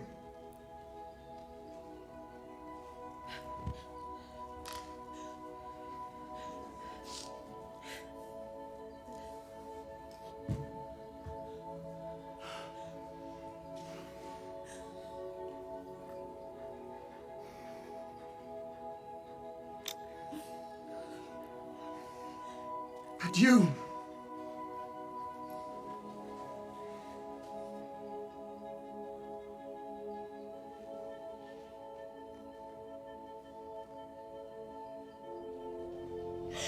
Oh, Fortune! Fortune! All men call thee fickle. If thou art fickle, what dost thou with him that is renowned for faith? Be fickle, Fortune, for that I hope thou wilt not keep him long, but send him back. Oh, daughter, are you up? Who is the call? It is my lady mother. Is she not down so late, up so early, when unaccustomed cause procures her hither? Why, how now, Juliet? Oh, madam, I am not well. Evermore weeping for your cousin's death. What, wilt thou wash him from his grave with tears? And if thou couldst not make him live. Therefore have done. Some grief shows much of love, but much grief shows still some want of wit. Yet let me weep for such a feeling lost. So shall you feel the loss, but not the friend which you weep for. Feeling so the loss, I cannot choose but ever weep the friend. Well, girl, thou weepst not so much for his death, as that the villain lives which slaughtered him. What villain, madam? That same villain, Romeo. Villain and he be many miles asunder. God pardon him, I do with all my heart. And yet no man like he doth grieve my heart. That is because the traitor murderer lives. I, madam, from the reach of these my hands, would none but I might venge my cousin's death. We will have vengeance for it. Fear thou not, then weep no more. I'll send to one in Mantua, where that same banished runagate doth live, shall give him such an unaccustomed dram that he shall soon keep Tybalt company. Then I hope thou wilt be satisfied. Indeed, I never shall be satisfied with Romeo till I behold him. Dead is my poor heart for a kinsman vexed. Madam, if you could find out but a man to bear a poison, I would temper it, that Romeo should upon receipt thereof soon sleep in quiet. Oh, how my heart abhors to hear him named, and cannot come to him, to wreak the love I bore my cousin upon his body that slaughtered him. Find thou the means, and I'll find such a man. But now I'll tell thee joyful tidings, girl. And joy comes well in such a needy time. What are they, beseech your ladyship? Well, well, thou hast a careful father, child. One who, to put thee from thy heaviness, hath sorted out a sudden day of joy, that thou expectst not, nor I look not for. Madam, in happy time, what day is that? Mary, my child, early next Thursday morn, the gallant young and noble gentleman, the County Paris, at St. Peter's Church, shall happily make thee there a joyful bride. Now by St. Peter's Church and Peter too, he shall not make me there a joyful bride. I wonder at this haste, that I must wed ere he that should be husband comes to woo. I pray you tell my lord and father, madam, I will not marry yet. And when I do, I swear it shall be Romeo, whom you know I hate better than Paris. These are news indeed. Here comes your father. Tell him so yourself, and see how he will take it at your hands. Oh, now, wife, have you delivered to her our decree? Aye, sir, but she will none. She gives you thanks. I would the fool were married to her grave. Soft! Take me with you. Take me with you, wife. How will she none? Doth she not give us thanks? Is she not proud? Does she not count her blessed, unworthy as she is, that we have wrought so worthy a gentleman to be her bride? I'm not proud you have, but thankful that you have. Proud can I never be of what I hate, but thankful even for hate that 'tis meant love. How? Chopped logic. What is this? Proud, and I thank you not, and yet not proud, Mistress Minion? You thank me, no thankings. No proud me, no prouds. But fettle your fine joints against Thursday next to go with Paris to St. Peter's Church, or I will drag thee on a hurdle thither. Out, you baggage! Fie, what are you mad? Oh, Father, I beseech you on my knees, hear me with patience, but to speak a word. Hang thee, young baggage, disobedient wretch. I tell thee what, get thee to church a Thursday, or never after look me in the face. Speak not! Reply not! Do not answer me! My fingers itch. Wife! We scarce thought us blessed that God had lent us but this only child, but now I see this one is one too much. that we have a curse in having her. The God in heaven bless her! You are to blame, my lord, to rate her so! And why? My lady Wisdom, hold your tongue. Good prudence, matter with your gossips, go. I speak no treason! Oh, God, you go done. May not one speak! Peace! You mumbling fool! Utter your gravity or a gossip's bowl, for here we need it not! You are too hot! God's bread, it makes me mad! Day, night, hour, time, tide, work, play, alone, in company, still my care hath been to have her matched. And having now provided a gentleman of noble parentage, fair domains, youthful and nobly lined, stuffed, as they say, with honorable parts, proportioned as one's thought would wish a man. And then, to have a wretched puling fool, a whining mammet in her fortune's tender to answer, I'll not wed, I cannot love, I am too young, I pray you pardon me. But an you'll not wed, I'll pardon you. Graze where you will, you shall not house with me. Look to it, think on't, I do not use to jest. Thursday is near, lay hand on heart, advise. And you be mine, I'll give you to my friend. And you be not, hang, beg, starve, die in the streets, or by my soul I'll ne'er acknowledge thee. Is there no pity sitting in the clouds that sees into the bottom of my grief? Oh, sweet my mother, cast me not away. Delay this marriage for a month, a week, or if you do not make the bridal bed in that dim monument where Tybalt lies. Talk not to me, for I'll not speak a word. Do as thou wilt, for I have done with thee. Oh, God! Oh, nurse, how shall this be prevented? My husband is on earth, my faith in heaven. How shall that faith return again to earth unless that husband sended me from heaven by leaving earth? Comfort me, counsel me. Alack, that heaven should practice stratagems upon so soft a subject as myself. What sayst thou?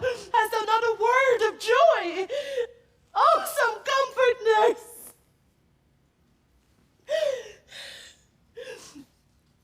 Faith, here it is. Romeo is banished, and all the world to nothing that he dares ne'er come back to challenge you, or if he do it needs must be by stealth. And since the case so stands as now it doth, I think it best you married with the county. Oh, he's a lovely gentleman. Romeo's a ditch clout to him. An eagle, madam, hath not so green, so quick, so fair an eye as Paris hath. Beshrew my very heart, I think you are happy in this second match, for it excels your first. Or if it did not, your first is dead. Or 'twere as good he were as living here, and you no use of him. Speakst thou from thy heart? And from my soul, too. Else beshrew them both. Amen. What? Well, thou hast comforted me marvelous much. Go, tell my lady I am gone, having displeased my father to Lawrence Self, to make confession and to be absolved. Mary, I will. And this is wisely done. Ancient damnation. Oh, most wicked fiend. Is it more sin to wish me thus forsworn? Or to dispraise my lord with that same tongue which she hath praised him with above compare so many 1,000 times? Go, counselor, thou and my bosom henceforth shall be twain. I'll to the friar to know his remedy. If all else fails, myself have power to die. On Thursday, sir. The time is very short. My father Capulet will have it so, and I am nothing slow to slack his haste. You say you do not know the lady's mind. Uneven is the course. I like it, no? Immoderately she weeps for Tybalt's death. Therefore little have I talked of love, for Venus smiles not in a house of tears. Now, sir, her father counts it dangerous that she doth give her sorrow so much sway. and in his wisdom hastes our marriage to stop the inundation of her tears, which too much minded by herself alone may be put from her by society. Now do you know the reason of this haste? I would I knew not why it should be slowed. Look, sir, here comes the lady, toward my cell. Happily met, my lady and my wife. That may be so, when I may be a wife. Ah, that may be, must be, love, on Thursday next. What must be, shall be. That's a certain text. Come you to make confession to this father? To answer that, I should confess to you. Do not deny to him that you love me. I will confess to you that I love him. So ye, I'm sure that you love me. If I do so, it will be of more price being spoke behind your back than to your face. Poor soul, thy face is much abused with tears. Tears have got small victory by that, for it was bad enough before their spite. Thou wrong'st it more than tears with that report. That is no slander, sir, which is a truth. And what I spake it to my face. Thy face is mine, and thou hast slandered it. It may be so, for it is not mine own. Are you at leisure, Holy Father, now, or shall I come to you at evening mass? My leisure serves me, pensive daughter, now. My lord, we must entreat the time alone. God shield I should disturb devotion. Juliet, on Thursday early will I rouse ye. Until then, adieu. And keep this holy kiss.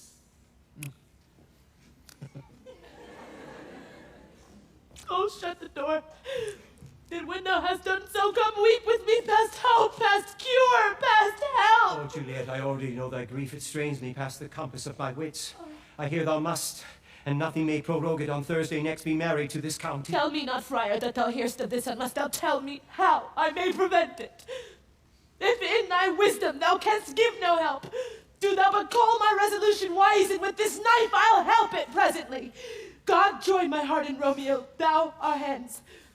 And ere this hand by thee to Romeo sealed shall be the label to another deed, or my true heart with treacherous revolt turn to another, this shall slay them both. Be not so long to speak. I long to die, if what thou speakst speak not of remedy. Hold, daughter. I do spy a kind of hope which craves as desperate an execution as that is desperate, which we would prevent. If rather than to marry County Paris thou hast the strength of will to slay thyself, then is it likely thou wilt undertake a thing like death, to chide away this shame which copes with death himself to escape from it, and if thou darest, I'll give thee remedy. Oh, bid me leap rather than marry Paris from off the battlements of any tower, or walk in thievish ways, or bid me lurk where serpents are. Chain me with roaring bears, or hide me nightly in a charnel house, and I will do it without fear or doubt, to live an unstained wife to my sweet love. Oh, then,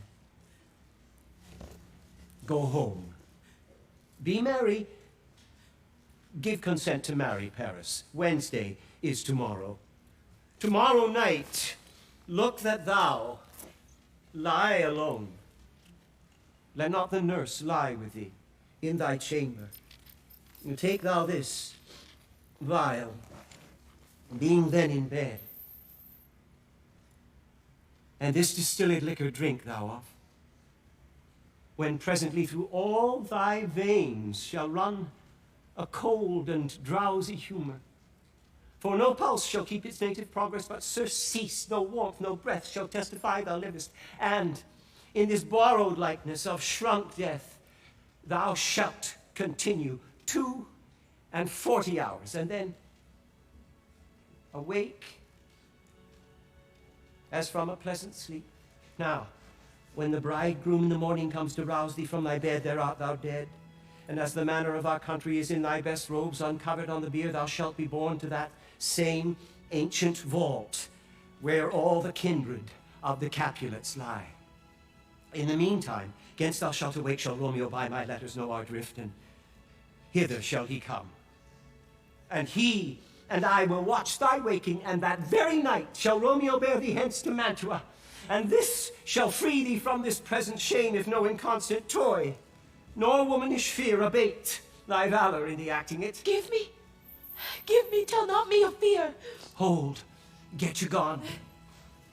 Be strong and prosperous in this resolve. I'll send a friar with speed to Mantua, with my letters to thy lord. Oh, give me strength, and strength shall help before it. Farewell, dear father.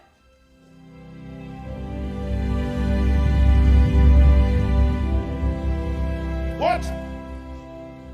Is my daughter gone to Friar Lawrence? Aye, forsooth. Well, he may chance to do some good on her. A peevish, self-willed harlotry it is. See where she comes from shrift? With merry look. Now, my headstrong, where have you been gadding? Where I have learnt me to repent the sin of disobedient opposition to you and your behests, and am enjoined by holy Lawrence to fall prostrate here to beg your pardon. Pardon, I beseech you.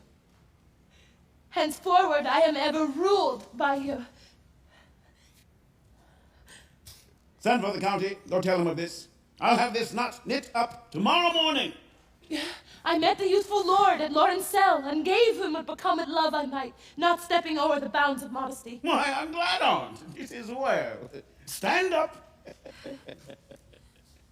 This is as 't should be.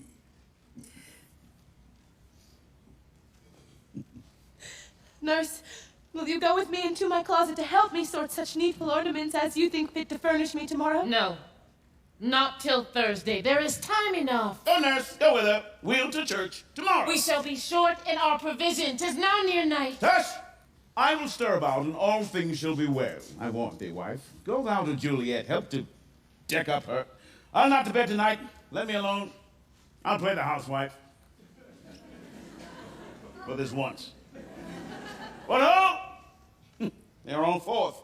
Well, I will walk myself to County Paris to prepare up him against tomorrow. My heart is wondrous light, since this same wayward girl is so reclaimed.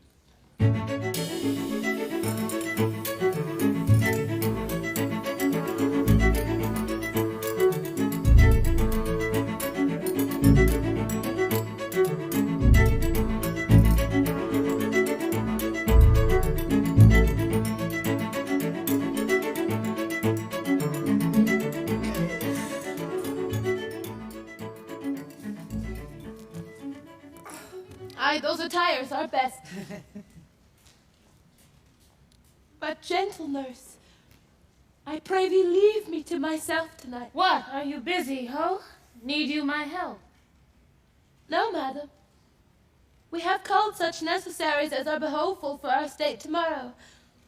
So please you let me now be left alone, and let the nurse this night sit up with you, as I am sure you have your hands full all in this so sudden business. Good night. Get thee to bed and rest, for thou hast need.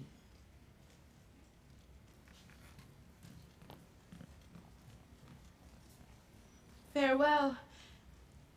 God knows when we shall meet again.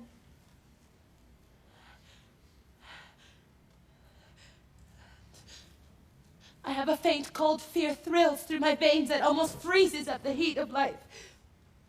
I'll call them back again to comfort me. Nurse!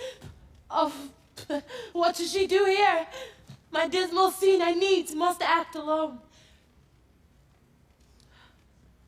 Come, Vial. What if it be a poison which the friar subtly hath ministered to have me dead? Lest in this marriage he should be dishonored because he married me before to Romeo, I fear it is. And yet methinks it should not. How if when I am laid into the tomb, I wake before the time that Romeo come to redeem me, that there's a fearful point. Shall I not then be stifled in the vault and there die strangled ere my Romeo comes? Or if I live, is it not very like the horrible conceit of death and night together with the terror of the place as in a vault, an ancient receptacle where for this many 100 years the bones of all my buried ancestors are packed, where bloody Tybalt, yet but green in earth, lies festering in his shroud, where, as they say, at some hours in the night spirits resort, that living mortals hearing them run mad. Oh, look! Methinks I see my cousin's ghost seeking out Romeo! Stay! Tybalt, stay!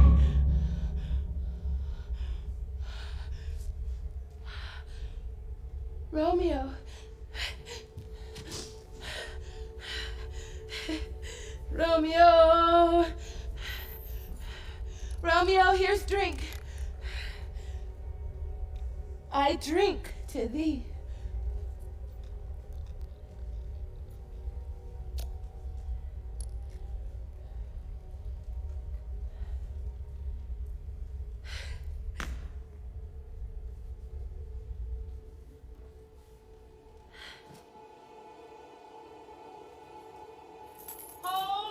Take these keys and fetch more spices, nurse. Come, stir, stir, stir! The second cock hath crowed, the curfew bell hath rung. Good faith, 'tis day. The connie will be here with music straight, for so he said he would.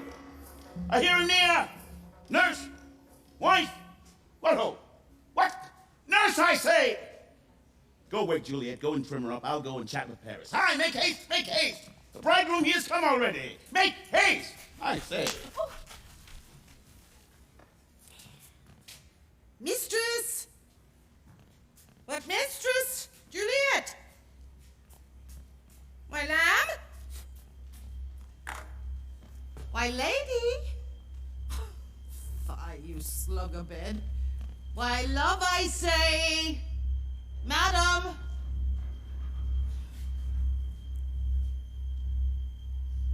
Sweetheart? Why, bride? What, not a word? How sound is she asleep?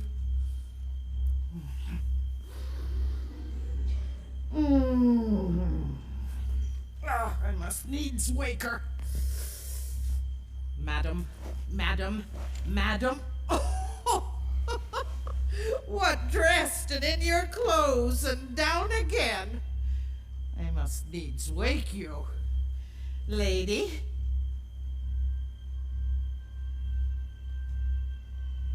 Lady?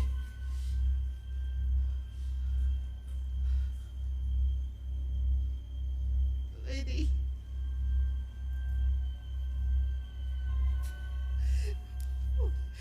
Alas, alas, help, help! My lady's dead. Oh, where a day that ever I was born!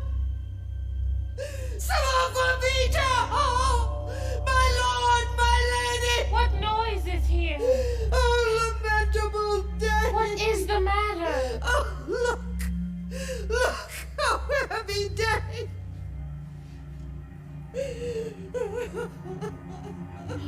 Oh, me. Oh, me, my child, my only life revive. Look up or I will die with thee. Help! Help! For shame! Bring Juliet forth, her lord is come. She's dead! Deceased! She's dead! Alack the day! Alack the day! She's dead! She's dead! She's dead! Oh, lamentable day! Oh, woeful time!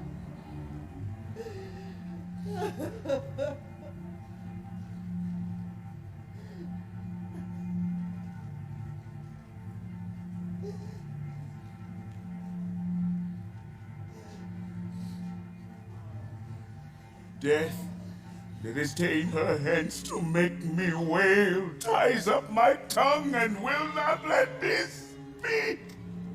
Come is the bride, ready to go to church. Ready to go, but never to return. O son, the night before thy wedding day hath death lain with thy wife. There she lies, flower as she was, deflowered by him.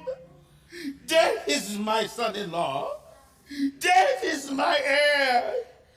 My daughter he hath wedded. I will die and leave him all. Life, living, all is death. Have I long thought to see this morning's face? And does it give me such a sight as this? Cursed, unhappy, wretched, hateful day! Peace. Oh, for shame. Confusion's cure lives not in these confusions. Heaven and yourself had part in this fair maid. Now heaven hath all, and all the better is it for the maid. Oh, in this love, you love your child so ill that you run mad, seeing that she's well. Dry up your tears and stick your rosemary on this fair course, and as the custom is, and in her best array, bear her to church. Yes, sir. Go you in, madam, go with him. Go, Sir Paris. Everyone prepare to follow this fair course unto her grave. The heavens do lower upon you for some ill. Move them no more by crossing their high will.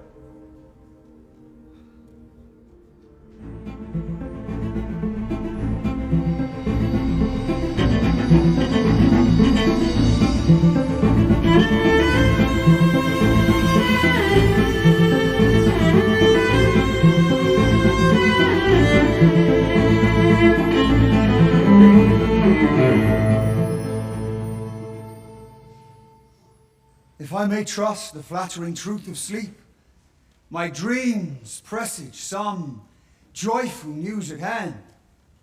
My bosom's Lord sits lightly in his throne, and all this day an unaccustomed spirit lifts me above the ground with cheerful thoughts. I dreamt my lady came and found me dead. Strange dream that gives a dead man leave to think, and breathes such life with kisses in my lips that I revived and was an emperor. Ah me, how sweet is love itself possessed, when but love's shadows are so rich in joy.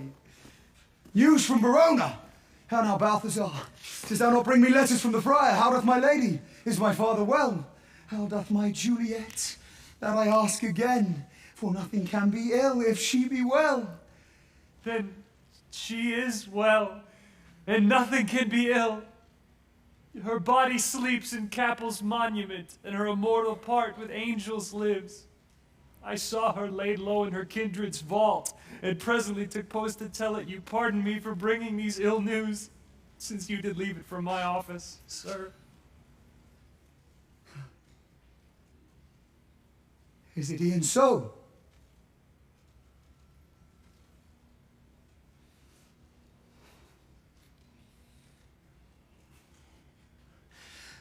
Then I defy you, stars!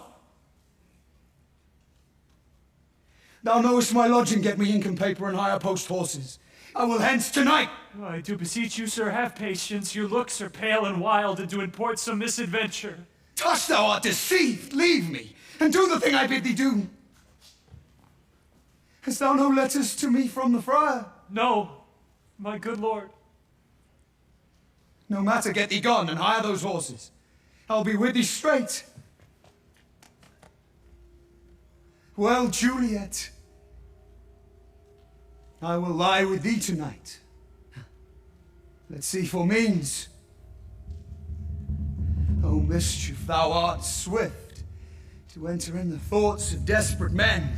I do remember an apothecary, and hereabouts it dwells. If I remember, this should be the house. What ho! Apothecary! Who calls so loud? Come hither, man. I see that thou art poor. Hold. There is 40 ducats. Let me have a dram of poison, such soon speeding gear as will disperse itself through all the veins, that the life-weary taker may fall dead, and that the trunk may be discharged of breath, as violently as hasty powder fired doth hurry from the fatal cannon's wound. Such mortal drugs I have, but Mantua's law is death to any he that utters them. Art thou so bare and full of wretchedness, and fearst to die? Famine is in thy cheeks, need and oppression starveth in thy eye, contempt and beggary hangs upon thy back. The world is not thy friend, nor the world's law. The world affords no law to make thee rich. Then be not poor, but break it and take this. My poverty, but not my will, consents. I pay thy poverty and not thy will. But Put this in any liquid thing you will and drink it off. And if you had the strength of 20 men, it would dispatch you straight. There is thy gold. Worse poison to men's souls, doing more murder in this loathsome world than these poor compounds thou mayest not sell. I sell thee poison, thou hast sold me none. Farewell. Buy food.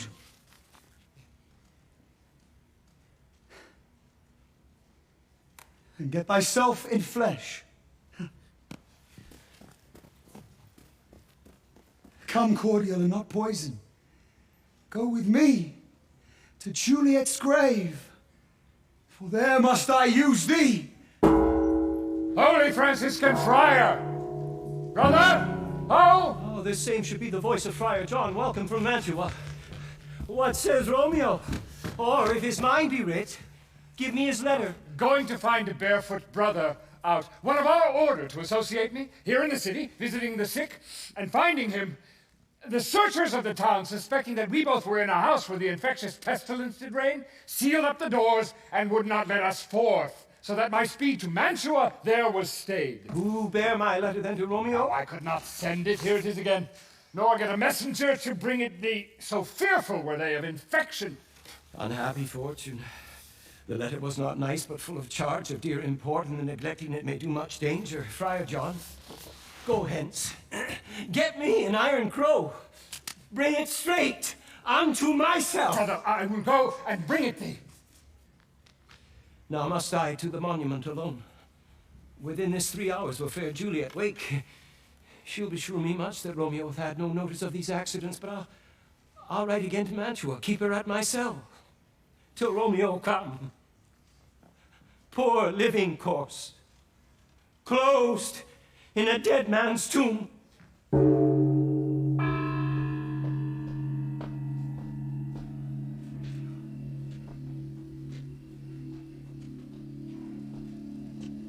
Hold. Take this letter. Early in the morning, see thou deliver it to my lord and father. Give me the light. Upon thy life I charge thee. Whate'er thou hearest or seest, stand all aloof, and do not interrupt me in my course, therefore hence be gone.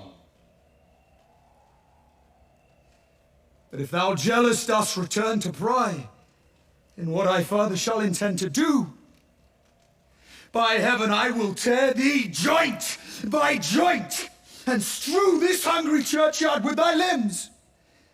The time and my intents are savage wild, more fierce and more inexorable far than empty tigers on a roaring sea. I will be gone, sir, and not trouble ye. So shalt thou show me friendship.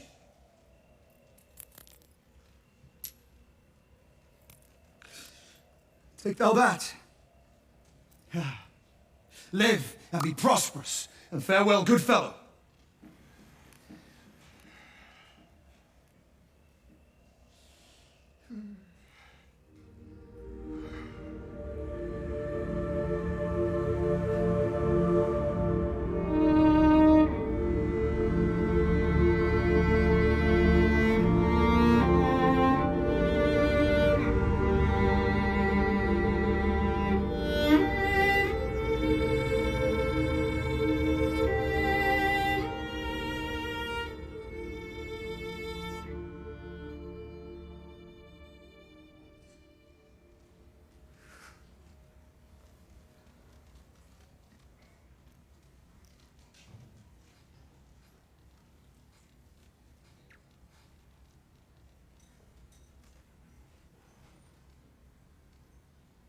Oh, my love, my wife. Death, that hath sucked the honey of thy breath, hath had no power yet upon thy beauty. Thou art not conquered. Beauty's ensign yet is crimson in thy lips, and in thy cheeks, and death's pale flag is not advanced there.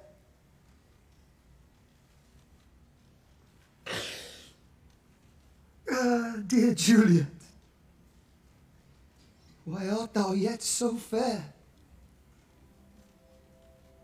Shall I believe that unsubstantial death is amorous, and that the lean, abhorred monster keeps thee here in dark to be his paramour?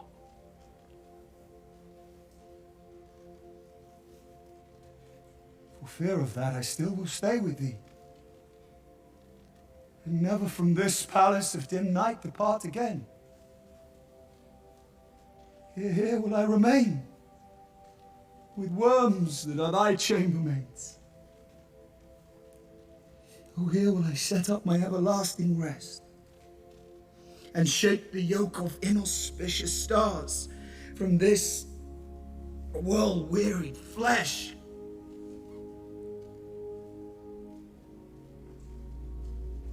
Eyes, look your last. Arms, take your last embrace. And lips, O you the doors of breath, seal with a righteous kiss a dateless bargain to engrossing death.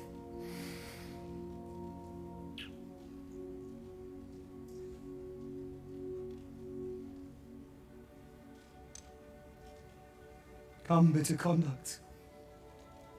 Come, unsavory guide. Thou desperate pilot, now at once run on the dashing rocks, thy seasick wearied bark.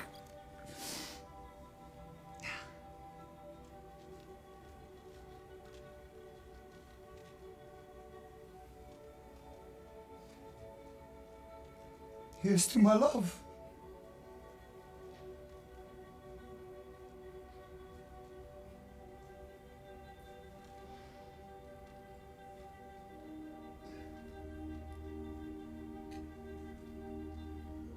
Oh, true apothecary, thy drugs are quick.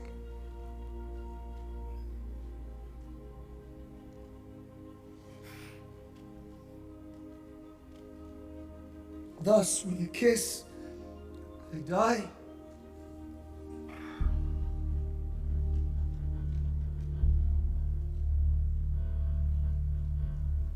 Romeo.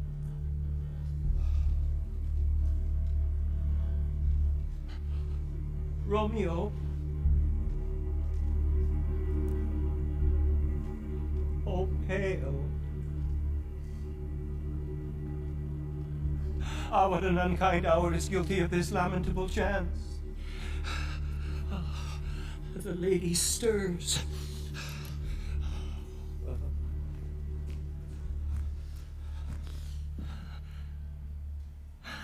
Oh, comfortable friar! Where's my lord? I do remember well where I should be, and there I am. Where's my Romeo? I hear some noise. Lady, come from that nest of death, contagion, and unnatural sleep. A greater power than we can contradict hath thwarted our intents. Come away. Thy husband in thy bosom there lies dead. Stay not to question, for the watch is coming. Come, go, good Juliet. I dare no longer stay. Go, get thee hence, for I will not away.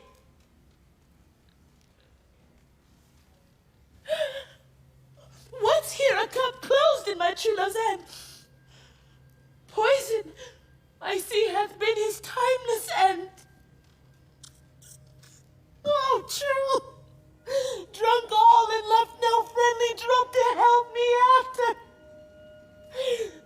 I will kiss thy lips. Haply some poison yet doth hang on them to make me die with the restorative. Thy lips are warm. Lead, boy, which way? Yea, noise. Then I'll be brief.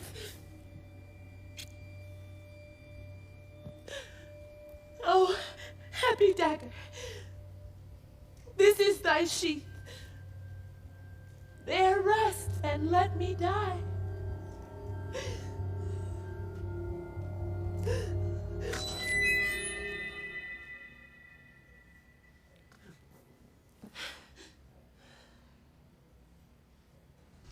What misadventure is so early up that calls our persons from our morning rest?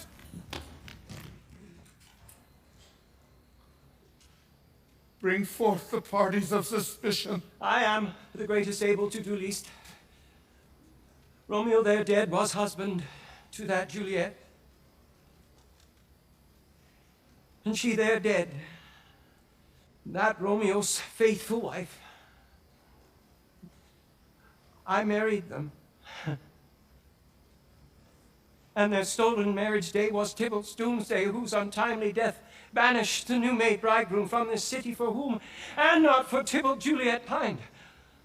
All this I know, and if aught in this miscarry by my fault, then let my life be sacrificed some hour before its time unto the rigor of severest law. Where be these enemies?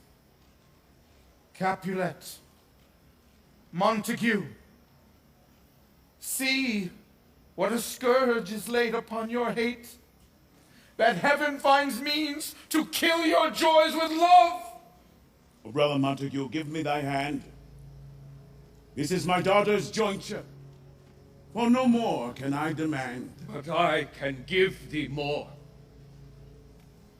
For I will raise her statue in pure gold, that whiles Verona by that name is known, there shall no figure at such rate be set as that of true and faithful Juliet. As rich shall Romeo's by his ladies lie, poor sacrifices of our enmity. A glooming peace this morning with it brings. The sun for sorrow will not show his head. Go hence to have more talk of these sad things. Some shall be pardoned and some punished.